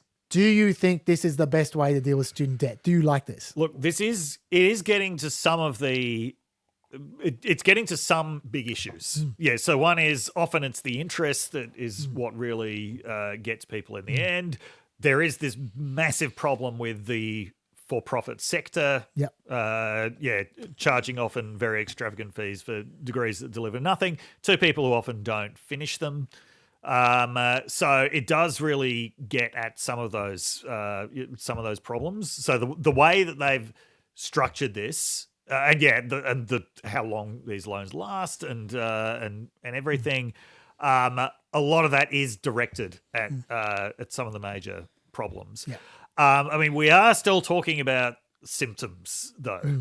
And the big problem is just how much the expense of higher education has increased so much over the last, since 1980. So the 1,200% increase compared to inflation of 237%. Has the value of higher education increased that much in that period? I think higher education is a very valuable thing, but not that it hasn't got that much better. There's a multiple. What I believe is increasing it is the capital costs involved in universities, right? A lot of universities engage in massive capital works projects all the time. Now, in some cases, there's good reasons for that, right? The University of Michigan was one of the places that really kept the whole economy of Southeast Michigan afloat during the global financial crisis because it was constantly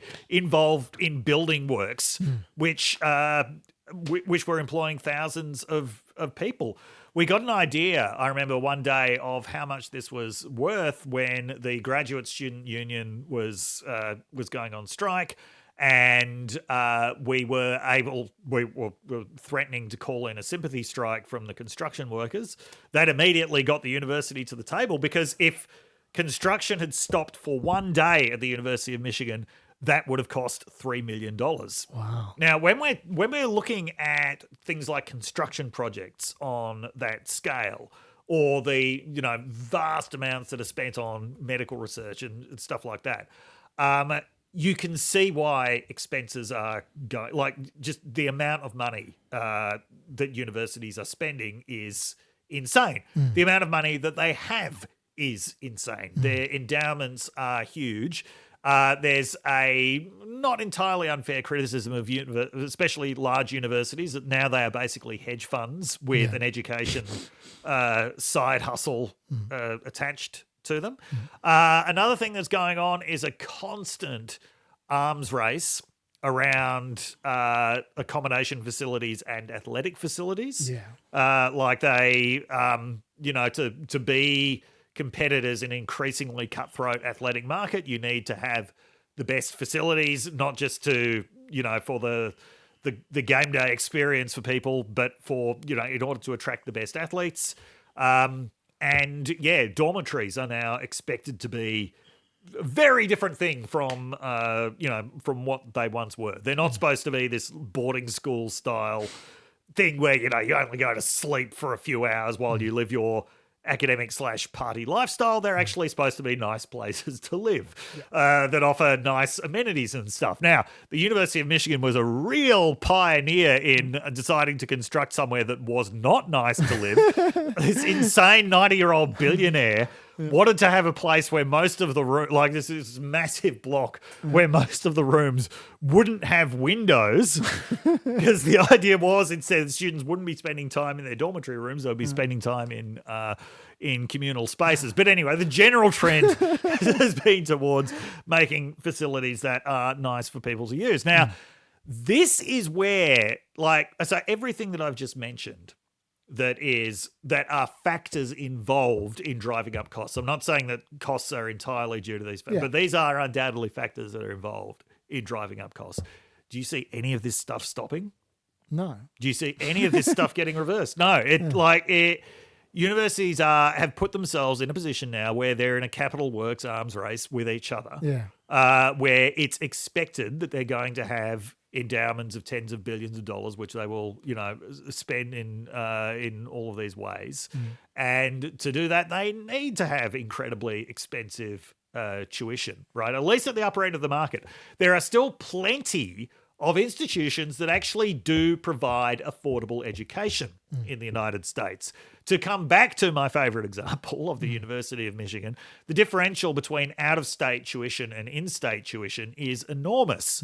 When I was there, I don't want to get sued for getting this wrong, but I think it was like out-of-state students were paying at least 3 or 4 times the cost that in-state students were paying.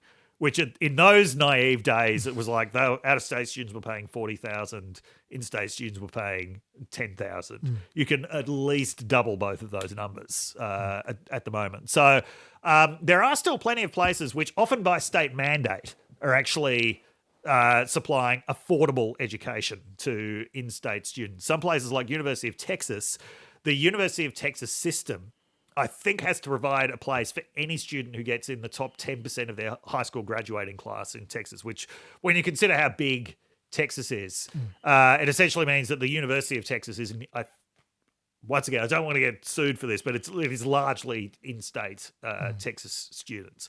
So there are still plenty of places that are providing affordable accommodation. 2-year colleges, which are incredibly important in the US, so community colleges, these are an incredibly important pathway not only to 4-year education, so for a lot of people who, for whatever reason, are not ready at the age of 18 for 4-year college, a lot of people are able to come to 4-year college a bit later on in life because of 2-year colleges. But 2-year colleges are just very important on their own, community colleges and junior colleges, in terms of the difference that they make to people's lives. They, once again, are still pretty affordable, albeit chronically underfunded in all of this. In general, what I would love to see in American higher education is an entire shift in emphasis in all respects away from the really top-tier elite universities who are always going to be fine to the tier of higher education that is providing more for the vast majority of American students, for the 20 million who are in 4-year colleges and the 10 million who are in 2-year colleges. Just at every level, not just where the money is going, where the attention goes as well. One of the things that's fueling this arms race is that the upper tier are in a constant attention race. Now, that has negative side effects sometimes, like when you get the entire country focused on congressional hearings on anti-Semitism at Harvard and stuff like that. But it means that institutions that are not in that top tier, they struggle for attention, which means that they then ultimately, in a lot of cases, struggle for students. They are not seen as places that, the highest ranking high school students should be going.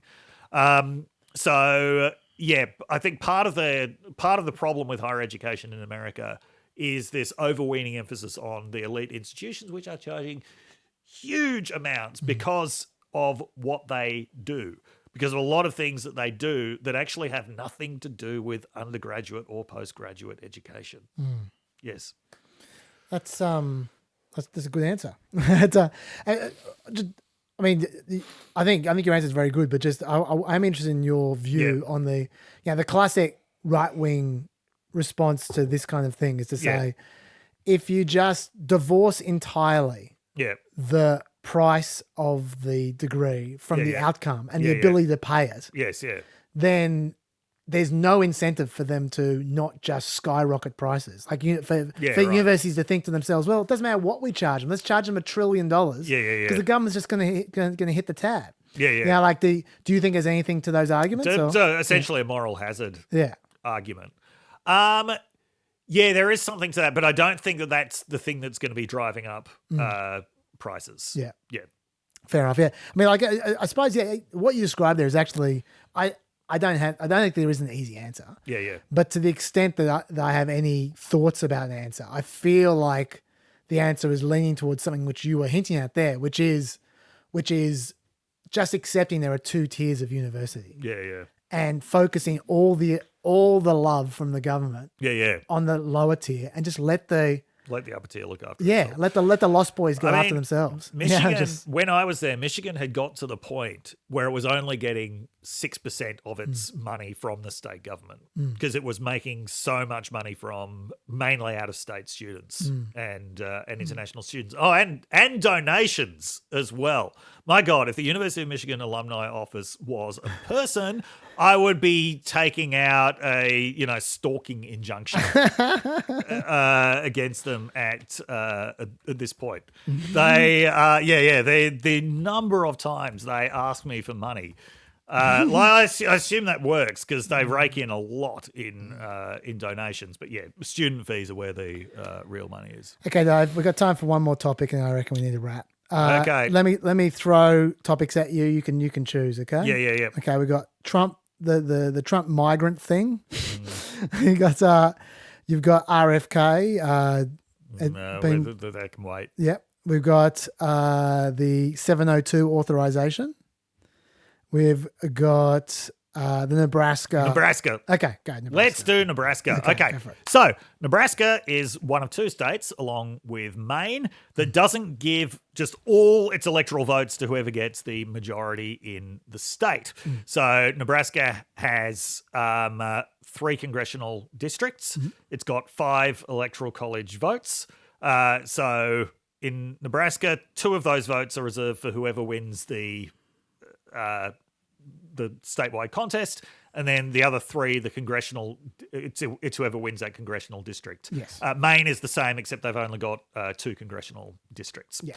Okay, so this was implemented in Maine in, I think it was 1972.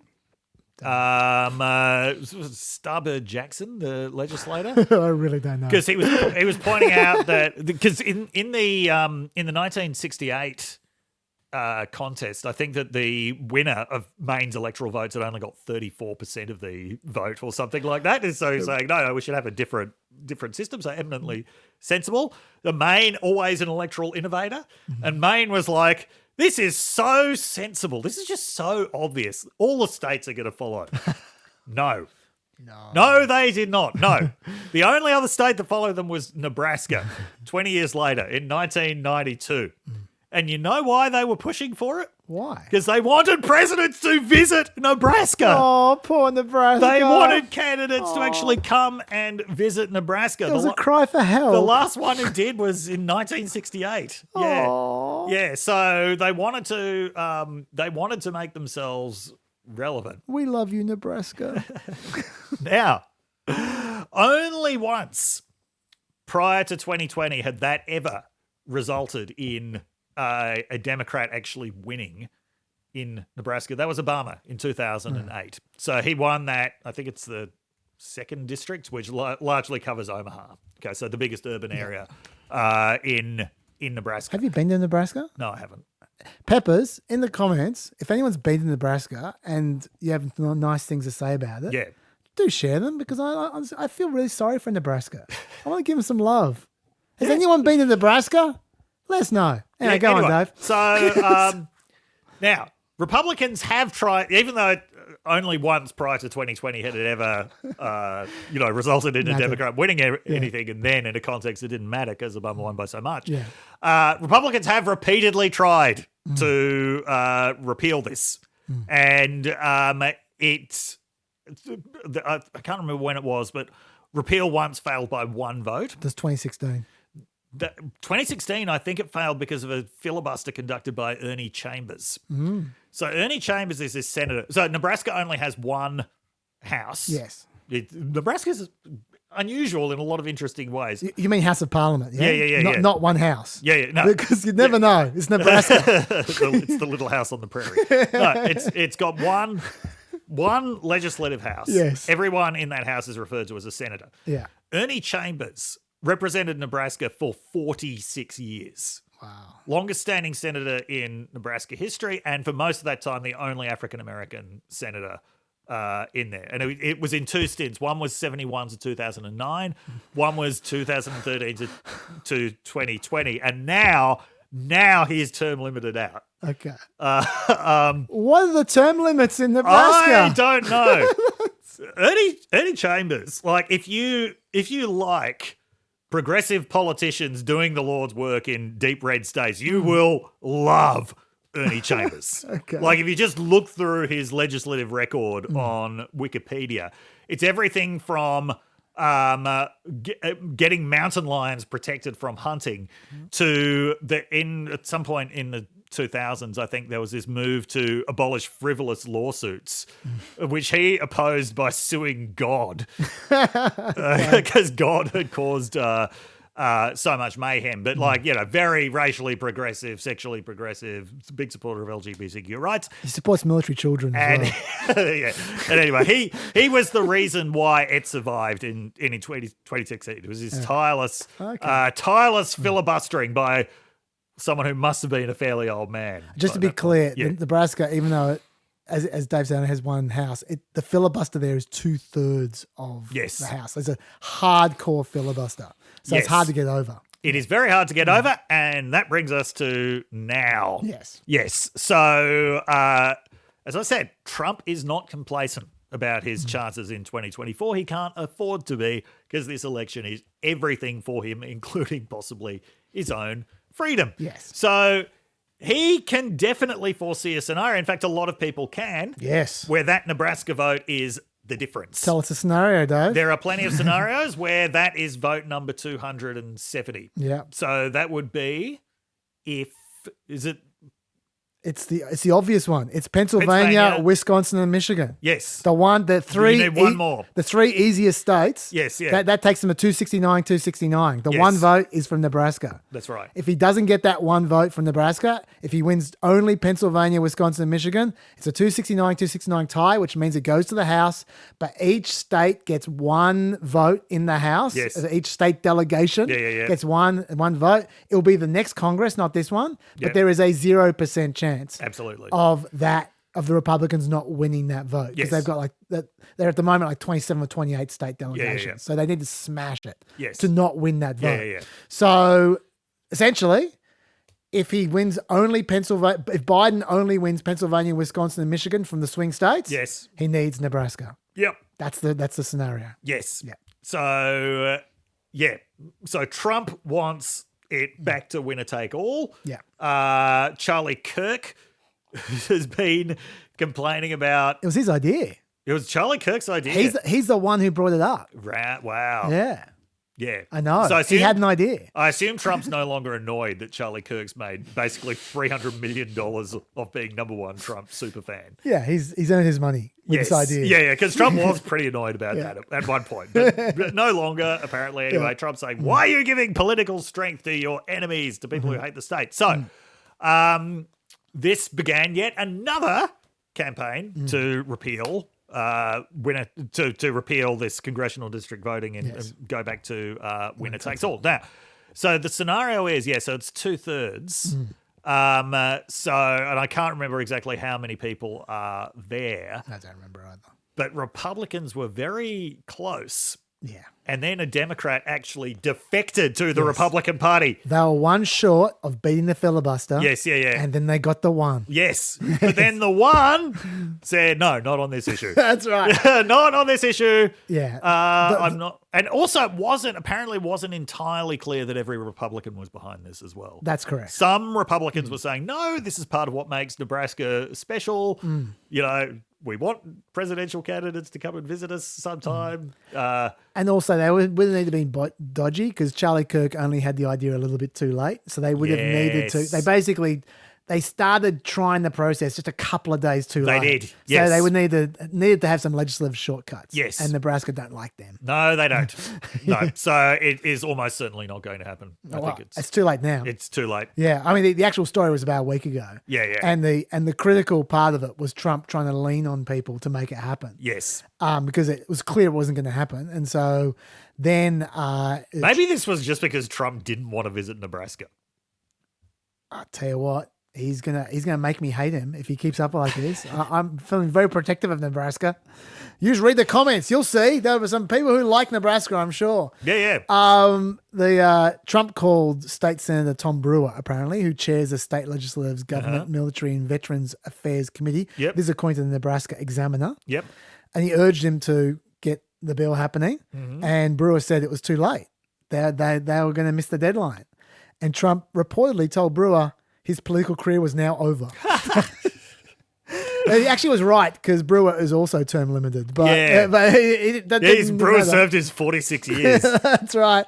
Yeah. When asked about the call, Trump campaign manager Chris LaCivita said Trump, quote, absolutely 110% did not speak with anyone in the state of Nebraska in the last 6 weeks. Yeah. The Examiner asked Brewer, and he said it was a private conversation. He would not comment. Yeah. The Examiner then told him that the news story was going to be posted. Yes. And he said he would deny there was ever a conversation. Yeah. Then 3 state senators said they'd heard the story of the call directly from Brewer, and they asked not to be named for fear of reprisals. So that's where we're at. Okay. Yeah. Yes. Well, look, I like how politically innovative Nebraska is. Yep. I wish more states experimented with things like this and unicameralism and stuff like that. But yeah, no, I've never been to Nebraska, so I can't really say how I feel about it otherwise. We should say as well, none of this matters. I mean, you're right about Trump's desperation. It's endearing. Yeah. But if they had done this, you can bet your life Maine would have just gotten rid of their congressional district vote like 1 second later. Yes. Yeah. And then it would have been even. Yeah. So this was going nowhere anyway. It's true. I want to raise one related, but not state foibles, state rule foibles. Let's call that section. This one we need a sting for state rule foibles. State electoral rule foibles. Everyone's favorite segment. I'm not going to go into much detail here, but I just want to raise. You'll see why I want to raise it for a second. The Ohio-Alabama situation. Yes. Which essentially, I don't have the details here. I didn't want to spend minutes and minutes on it. Yeah. Ohio and Alabama are both warning Biden that the DNC convention is too late. Yes. For him to qualify for their ballots. Okay? Like in Ohio, it's about 2 weeks too late. In Alabama, it's like 3 or 4 days too late. Yeah. There's nothing dodgy going on here. People foaming at the mouth. It's Ohio and Alabama politicians who told them, who alerted them to this. Okay? They didn't say, it's too late, you missed out. It's them saying, in 3 months, you're going to have a problem. Yes. So you may want to do something about the convention date. Yeah. Or we can try and pass some legislation to give you an exemption. Yes. We can't guarantee that's going to happen, but that's a way to get around it. Ohio, in fact, did exactly this in 2020. Yes. Both conventions were too late in 2020, so they made an exemption at that point in time. Okay. I'm sure this is going to get sorted out. Yes. We should say, by the way, it doesn't matter what happens in Alabama. Yeah. Like, Democrats aren't going to win dog catcher in Alabama. Yeah. No one cares. Ohio matters because while Biden is not going to win the presidency, the presidential vote in Ohio, there is possibly the Senate contest that will determine the Senate in Ohio. So they're going to want every single vote. So they will want Biden. Sherrod Brown versus Captain Yahoo. Exactly. Yeah. So Ohio is actually important that they get on the ballot for. Yep. I'm sure it's going to happen. It seems like everyone's behaving in good faith here. So I think it's going to happen. But the reason I raise this is because I want to remind you of the Supreme Court's super lame logic in the Trump Colorado ballot case that we talked about a little while back. According to their logic, the Colorado Supreme Court couldn't strike Trump off the ballot because states couldn't be making decisions about ballots that affect federal races. Do you remember that logic? Yes, I remember that. And I thought that was bullshit logic. Yeah. So by their logic, if Yes. Ohio or Alabama did strike Biden off the ballot for their perfectly rational reasons, Yes. it would be unconstitutional There you go. by the Supreme Court logic. This is obviously stupid, this logic, as I said at the time, but I just want to point it out. Take that, Supreme Court. Bam! Bam! Bam! I've been practicing the bam in the mirror. Hope you liked it. Are you talking to me, Supreme Court? That's about it. Anything else to say about this? No, I don't think so. Let's end off with a real nice. I might have Unleash. We'll see. I'm not going to be doing it right now. Can we? Okay, I just want to mention one more thing. Yeah. Something that has happened in the last 12 hours, which Please. Chaz may or may not be aware of. Oh, yeah. Was the death of O.J. Simpson. Yeah. Now, I'm that's right. actually not going to talk about this at all because the media and social media has been full of this. I don't want to talk about his football career. Don't want to talk about his, criminal career. I just want to say that he was kind of an underrated comedian. I am not talking about his roles in the Naked Gun movies. Yeah. I'm talking about his response to Jeffrey Toobin getting busted famously on a Zoom simulation of the 2020 election. You can look up the details of that yourself, but this was O.J. Simpson's take. Damn, Jeffrey Toobin. At least Pee Wee Herman was in an X-rated movie theater. I'm just saying. I say, whatever else he did, and he did some terrible things, he was an underrated comedian. That was good. Yeah. Look, I don't want to talk about either of those careers you described before either. Yeah. Well, I will just say one thing while we're talking about O.J. Simpson, because I'm not going to talk about it any other time. Yeah. I'll put in the show notes, the high point of Norm Macdonald's comedy career. Oh, yes. Yeah. Like a real comedy career. Yeah. Was that he was just relentlessly attacking O.J. Simpson for about 2 straight years, Yes. every single Yeah. weekend update. And part of Norm Macdonald's kind of humor is to just call shit out. Yes. And he was very, very good at it with Yeah, O.J. yeah. Simpson. Now, a lot of these references, I'm just going to put one compilation. There's a million of these compilations on the internet. I'll just put one compilation of notes. You can look for yourself. A lot of these messages, a lot of these references, if you're not 45 years old, you'll have no idea about Yes, because it's yeah. from the mid-90s. But still, you'll at least get some of the jokes. There are some quality jokes there, some not some great jokes, but just the fact he kept on doing it. And he ended up getting sacked for it because Yes. Don Ohlmeyer was yeah. O.J. Simpson's best friend and he was the boss at NBC. Yeah. And he warned Norm Macdonald off and Norm Macdonald just kept on doing it anyway Yes, yeah. because he's Norm Macdonald. And that then led to him coming back to Saturday Night Live 2 years later, host it, and having the best monologue of all time, which I'll also put in the notes. Have a look at it. Yeah. It's very funny. I'm not going to play it now, but essentially it's just audio. It's Norm Macdonald just pissing all over SNL and Don Ohlmeyer.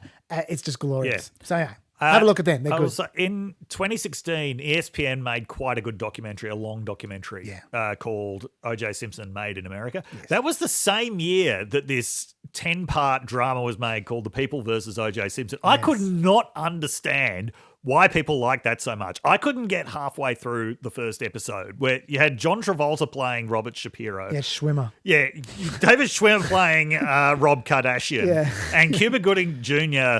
playing O.J. Simpson. It was this just unholy trilogy. And the scene where O.J. Simpson is threatening to commit suicide in Rob Kardashian's house. And David Schwimmer, I can't think of him as Rob Kardashian, is David Schwimmer is saying, no, please don't do it, not in little Kimmy's room. I'm like, oh, fuck off. I turned off at that point, but there is a very funny compilation that someone's got of every time he says juice in the show. Sure. Yeah. I believe you. Yeah. If I'll look for it, I'll do a token look. If I find it, I'll put it in the show notes. Yeah. Okay, so that's enough. Look, I may have time to do a Chaz Unleashed later on for for 31 minutes. I may not.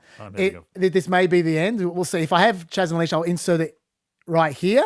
Hey, Peppers, you knew that I was going to do a Chaz Unleashed, didn't you? I don't know why I pretended there was a chance I wouldn't. I can't help myself. You know that. That might be part of the reason that you listen to this podcast. You take pity on me. I just want to squeeze in 2 quick topics. Hopefully, I can get them under the half-hour limit. First of all, migration. Now, obviously, the polling isn't good for Biden when it comes to illegal immigration. AP/NORC poll, 40% of Democrats, not Republicans, Democrats, including 55% of black adults and 73% of Hispanic adults, disapprove of Joe Biden's handling of the border and immigration issues. When it comes to people in general, Pew found 45% of likely voters, okay, we're not just talking randos, likely voters view the situation at the border as a crisis. Another 32% describe it as a major problem. Who knows what a crisis or a major problem means to these people? The important thing is when you add them together, that's 78% who have some kind of serious concern. Trump clearly thinks this is his strongest issue. He's trying to vilify migrants as hard as he possibly can at the moment. He's doing a vilification tour around America, which, to be honest, I kind of hate. As you know, I'm very pro-immigration, even though I do think illegal immigration is a serious issue and the border is a serious issue. I'm very pro-legal immigration, and I don't like the way Trump talks about migrants, full stop. It bothers me. He just routinely says this kind of thing. In this case, with the bit I'm about to play, he's talking about Gretchen Whitmer providing subsidies for people who will agree to privately house asylum seekers. There's nothing wrong with people privately housing asylum seekers. That's a good way to deal with them. It's a lot better than sticking them in detention and having someone looking after them. Similar to a parole program, that's a good way to deal with them. It's certainly the way they dealt with them in the past. Using the private sector and using people's morality and the fact they care to leverage that for better care of the asylum seekers. That's a good idea. Trump disagrees, fine, he can disagree with that, but don't like the way he talks about the migrants. Biden and Whitmer are selecting and stealing your money to give free housing to illegal alien migrants and then asking you to quarter these foreign armies, and that's what they are, they're armies. They're coming in at levels that we've never seen ever in our country before. But quarter these foreign armies in the spare bedroom that you happen to have next to your children. I don't know, somehow it doesn't sound like a very good idea, considering many of these people came from prisons and jails. They came from mental institutions and insane asylums. Many are terrorists that are coming into our country totally unchecked and totally unvetted. Doesn't sound like a good idea to have them next to your children. Foreign armies, prisons, insane asylums, many are terrorists. Look, I'm not saying that none of them are criminals. Obviously, some of them are criminals, but most of them are either escaping a screwed up country or they're decent people trying to help their families. Yes, I know they're gaming the system. I know that most of them are not actually genuine asylum seekers. A lot of them are economic migrants looking for a job. But that doesn't make them a terrorist. It doesn't make them from an insane asylum. It doesn't make them evil. It makes them a good person trying to do their best. Sure, America can stop them if they want to, but let's not vilify them and scaremonger about them. It's kind of sick-making, to be honest. But they're people like the workers on Baltimore Bridge who are doing work that Americans would prefer not to do for those wages. And those people died. You know, I just hate when he does this. It's just so ugly. And I get that he's running against queue jumpers, but he's taken it so far now that he's just shitting all over the founding theory of America. That's what this is. The idea of you're poor, you're hungry, you're huddled masses, and people just want to have a go and they want to work. You know, it's very disappointing, I feel. Anyway, Trump is trying to vilify them as hard as he can. So when one of these illegal immigrants actually does commit a horrible crime, he seizes on it and he does a misery tour of their location. That was what the Lake and Riley thing was all about. The Lake and Riley murder was the first example. Recently, he went and visited the the grieving mother after the funeral. He's added more on top of that. I want to draw your attention to one example. A girl called Ruby Garcia, who was also murdered, not coincidentally, in Michigan, a swing state as well. That's great. That's great exploitation right there. This is Trump talking about Ruby Garcia. On March 22nd, he shot 17-year-old Ruby. Actually, she was a beautiful, beautiful young woman. Ruby Garcia was shot multiple times with an illegally obtained handgun. Her body was dumped on the side of a highway, left to die, actually. Had a little life left to die. And Ruby passed away, and it's been a big story because it's so horrible. Some of these horrible stories, there's so many of them, you could go on for days, but some of them just, they resonate so much more for whatever reason. They're all so horrible, and there's so many of them. Now Ruby's loved ones and community are left grieving for this incredible young woman, remembering what they called her. They said she had just this most contagious laughter, and when she walked into a room, she lit up that room. And I've heard that from so many people. I spoke to some of her family. 2 months ago, another illegal alien criminal was sentenced in Kent County by executing a 22-year-old Grand Rapids woman while she was in the car with her 1-year-old baby, shooting her at least 5 times all over. He just goes through lists of these people. He goes through them. Honestly, in his rallies, you watch them. He just goes through one by one, just saying this woman was murdered. She was an angel. She had the smile of from heaven, and everyone loved her. And this animal killed her, and he was a mongrel, and he was evil, and there was blood everywhere.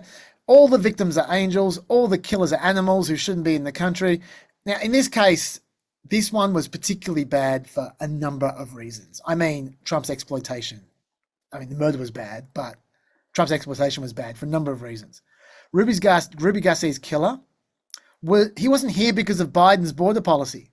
Like, I could almost understand if Biden's border policy was uniquely responsible for the killer being in America. But in this case, he wasn't here on parole. He wasn't here applying for asylum. He was deported back in 2020 under Trump, and then he snuck back in as a getaway, quite possibly while Trump was still president. In fact, if the killer was discovered at any point in time in the last 4 years, he would have been deported. He was exactly the kind of person who, under Biden policy, just like under Trump policy, got automatically deported when discovered. But Trump didn't care about that as long as he could talk about the beautiful angel who was murdered by an illegal immigrant. Remember, this takes us to the next part. Remember how he said he knew about her angelic qualities by talking to her family? Yeah, about that. Trump said he spoke with her family, but Target 8 investigator Ken Kolker spoke with Ruby Garcia's sister, the family spokesperson, who says that never happened. Ken, what did she have to say? Ruby Garcia's sister says she's angry that her sister's death has become political. It's always been about illegal immigrants. Nobody really speaks about when Americans do heinous crimes.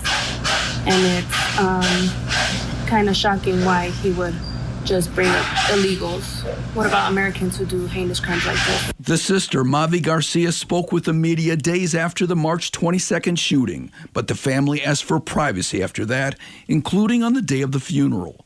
But she responded immediately to a text from Target 8 after Trump's speech. Now Ruby's loved ones and community are left grieving for this incredible young woman, remembering what they called her. They said she had just this most contagious laughter.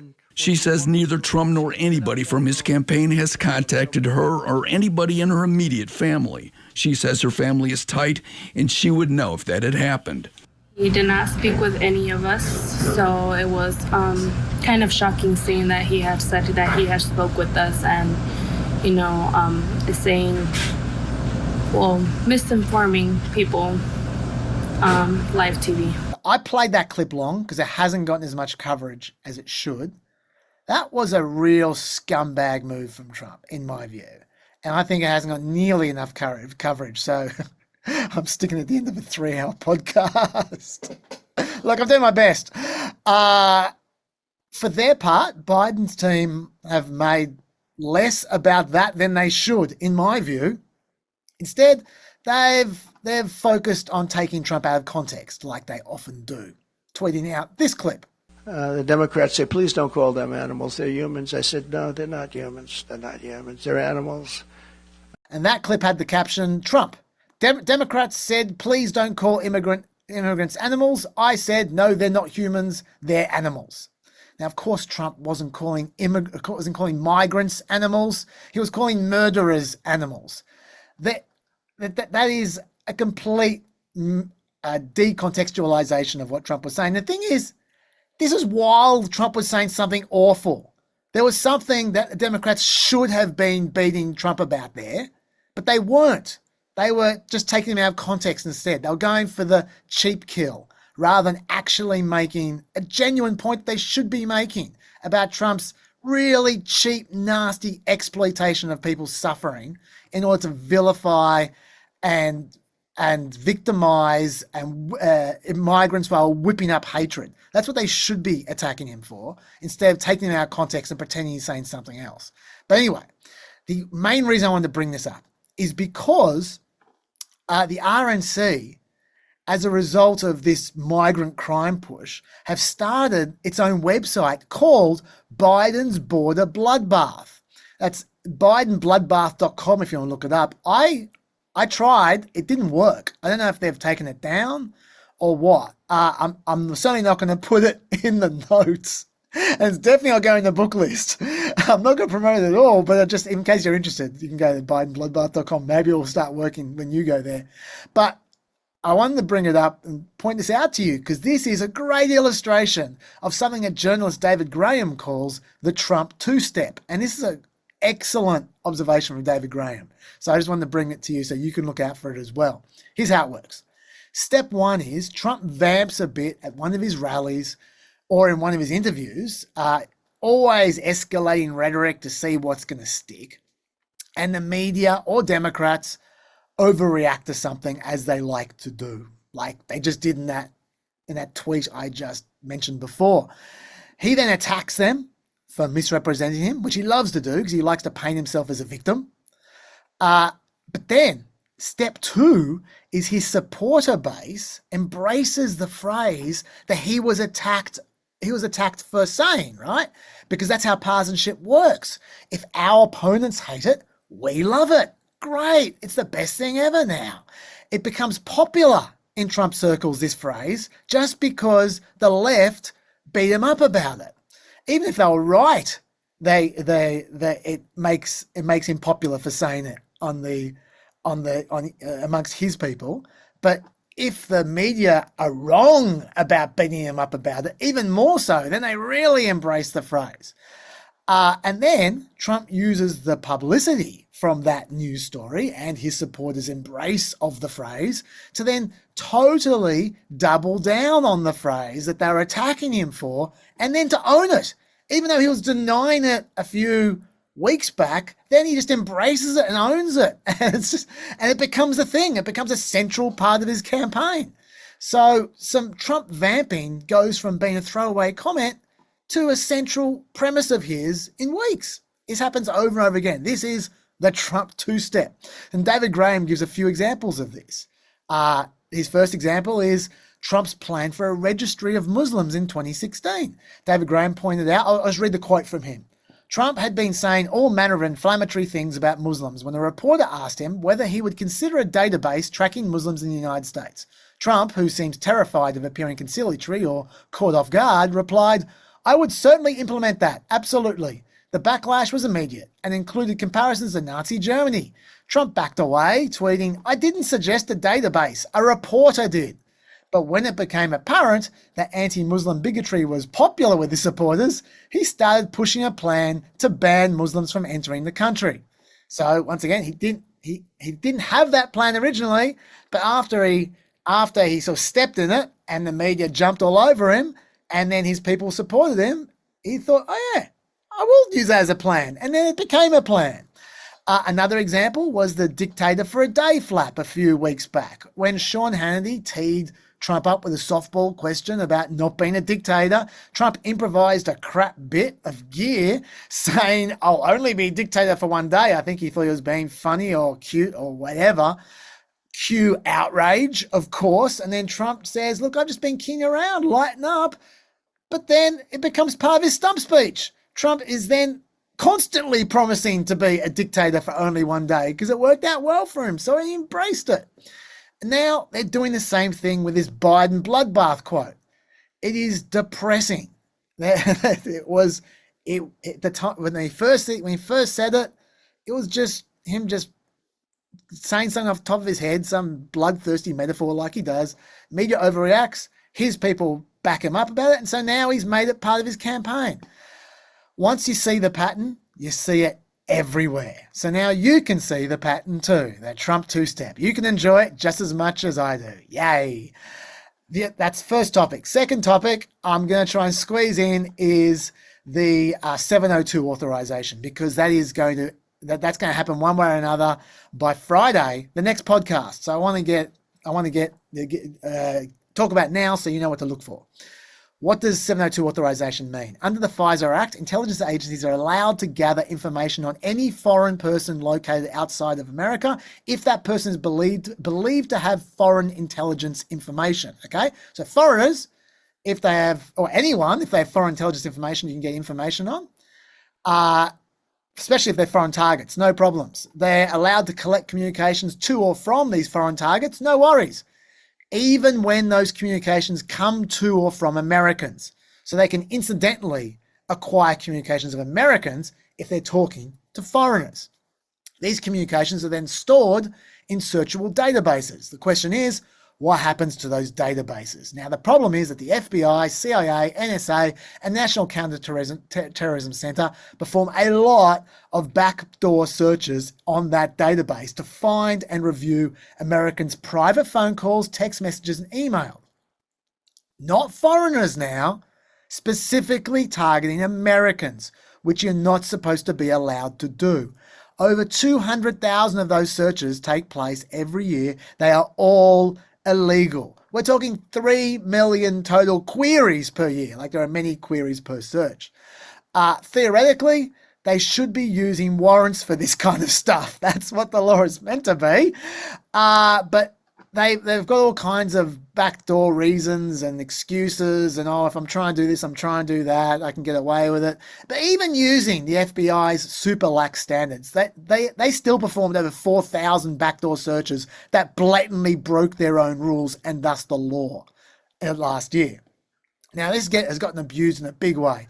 The government's performed illegal searches on members of Congress before, journalists, 19,000 donors to a congressional campaign. They targeted 141 protesters during the George Floyd riots and protests, and more than 20,000 people affiliated with a group suspected involvement in January 6th. Nothing to do with foreign intelligence. They're just using the database to search people.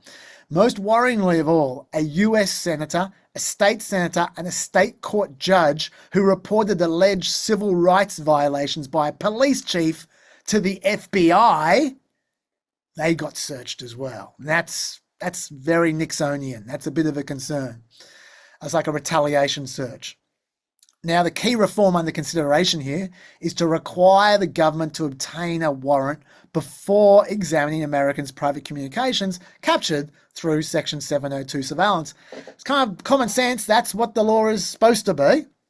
The Fourth Amendment certainly suggests that's what's supposed to happen. According to 75% of Americans, as polled by YouGov, that they favour that measure as well. And now the government argues that warrantless searches are necessary for national security, but the Privacy and Civil Liberties Oversight Board found very little justification on the relative value of the close to 5 million backdoor searches conducted by the FBI from 2019 to 2022. And in the few instances that did prove useful, they would have been able to get a warrant anyway, or they could have invoked one of the standard exemptions to the warrant requirement, the legal exemptions. Okay, so now Trump's pretty keen to get rid of it because it affected him. That's how Carter Page got done a little while back, back in 2017. Trump truthed out, "Kill Pfizer. It was illegally used against me and many others. They spied on my campaign." By contrast, Mike Johnson says, "Hey, it's okay. It's okay. We've got some important reforms that are going to fix it up. Trump was right. He was spied on, but we'll fix it." These reforms would actually kill the abuses that allowed President Trump's campaign to be spied on. And they're massive new, for example, criminal and civil penalties for using opposition research or for leaking FISA applications or illegal spying. If an FBI agent or an attorney is involved in something like that, under these reforms and this reform package, they could get 10 years of jail time. 10 years of jail time if they commit those abuses again. I mean, that's real teeth. And there's a number of other reforms and measures in there. President Trump used the intel from this program to kill terrorists, and we have to kill the abuses so that we can do both of those things and continue, and that's what this bill does. Now, importantly about Johnson's proposed reforms, they do not contain a warrant requirement for backdoor searches, which is what you would hope they would require.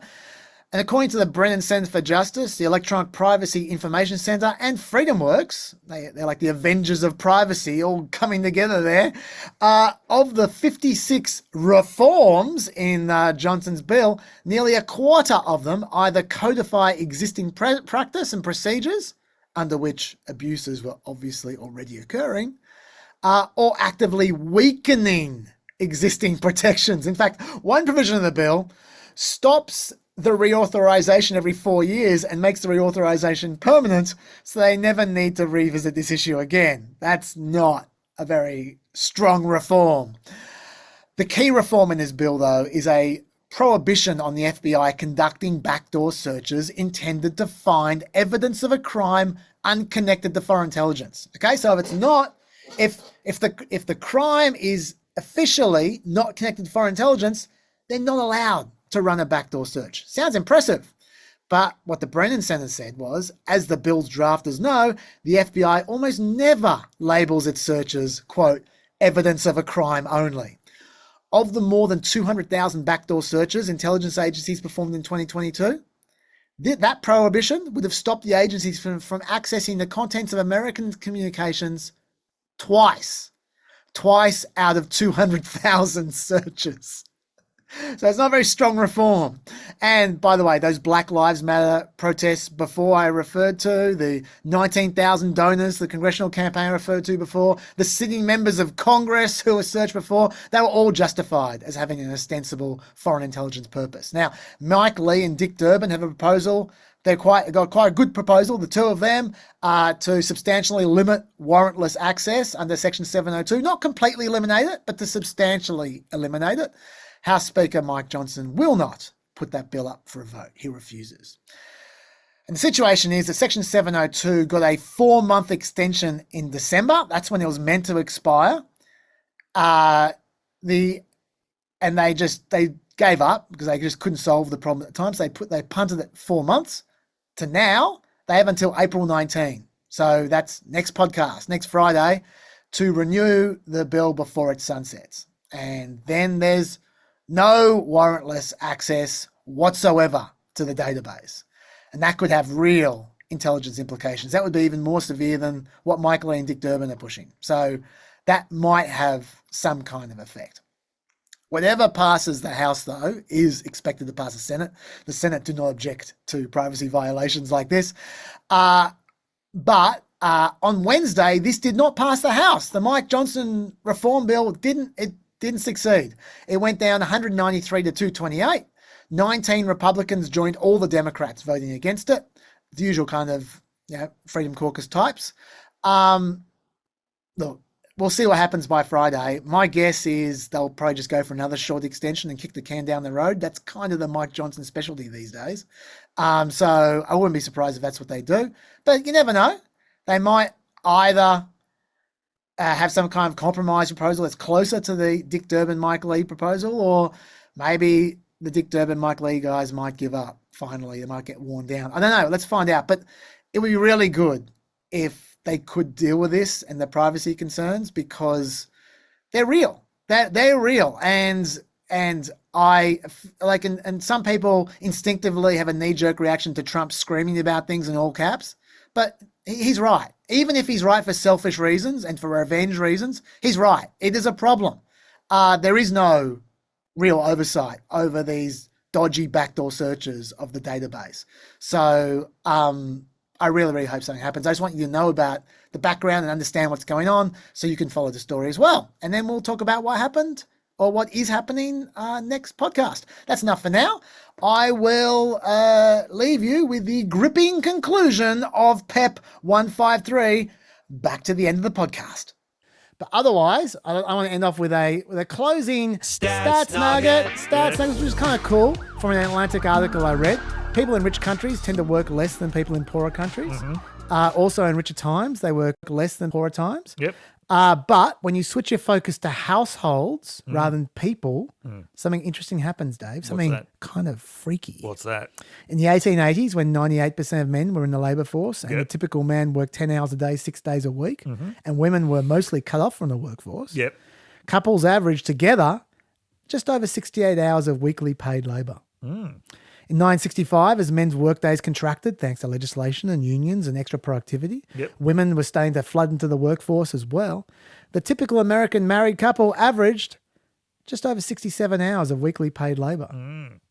In the early 2000s, men were dropping out of the workforce, women were continuing to join it, and the typical American married couple averaged almost exactly 67 hours of weekly paid labour. Wow. In 2020, guess what? 67 hours of weekly paid labour. Basically, as technology improves, women spend less time on housework and are more freed to join the workforce.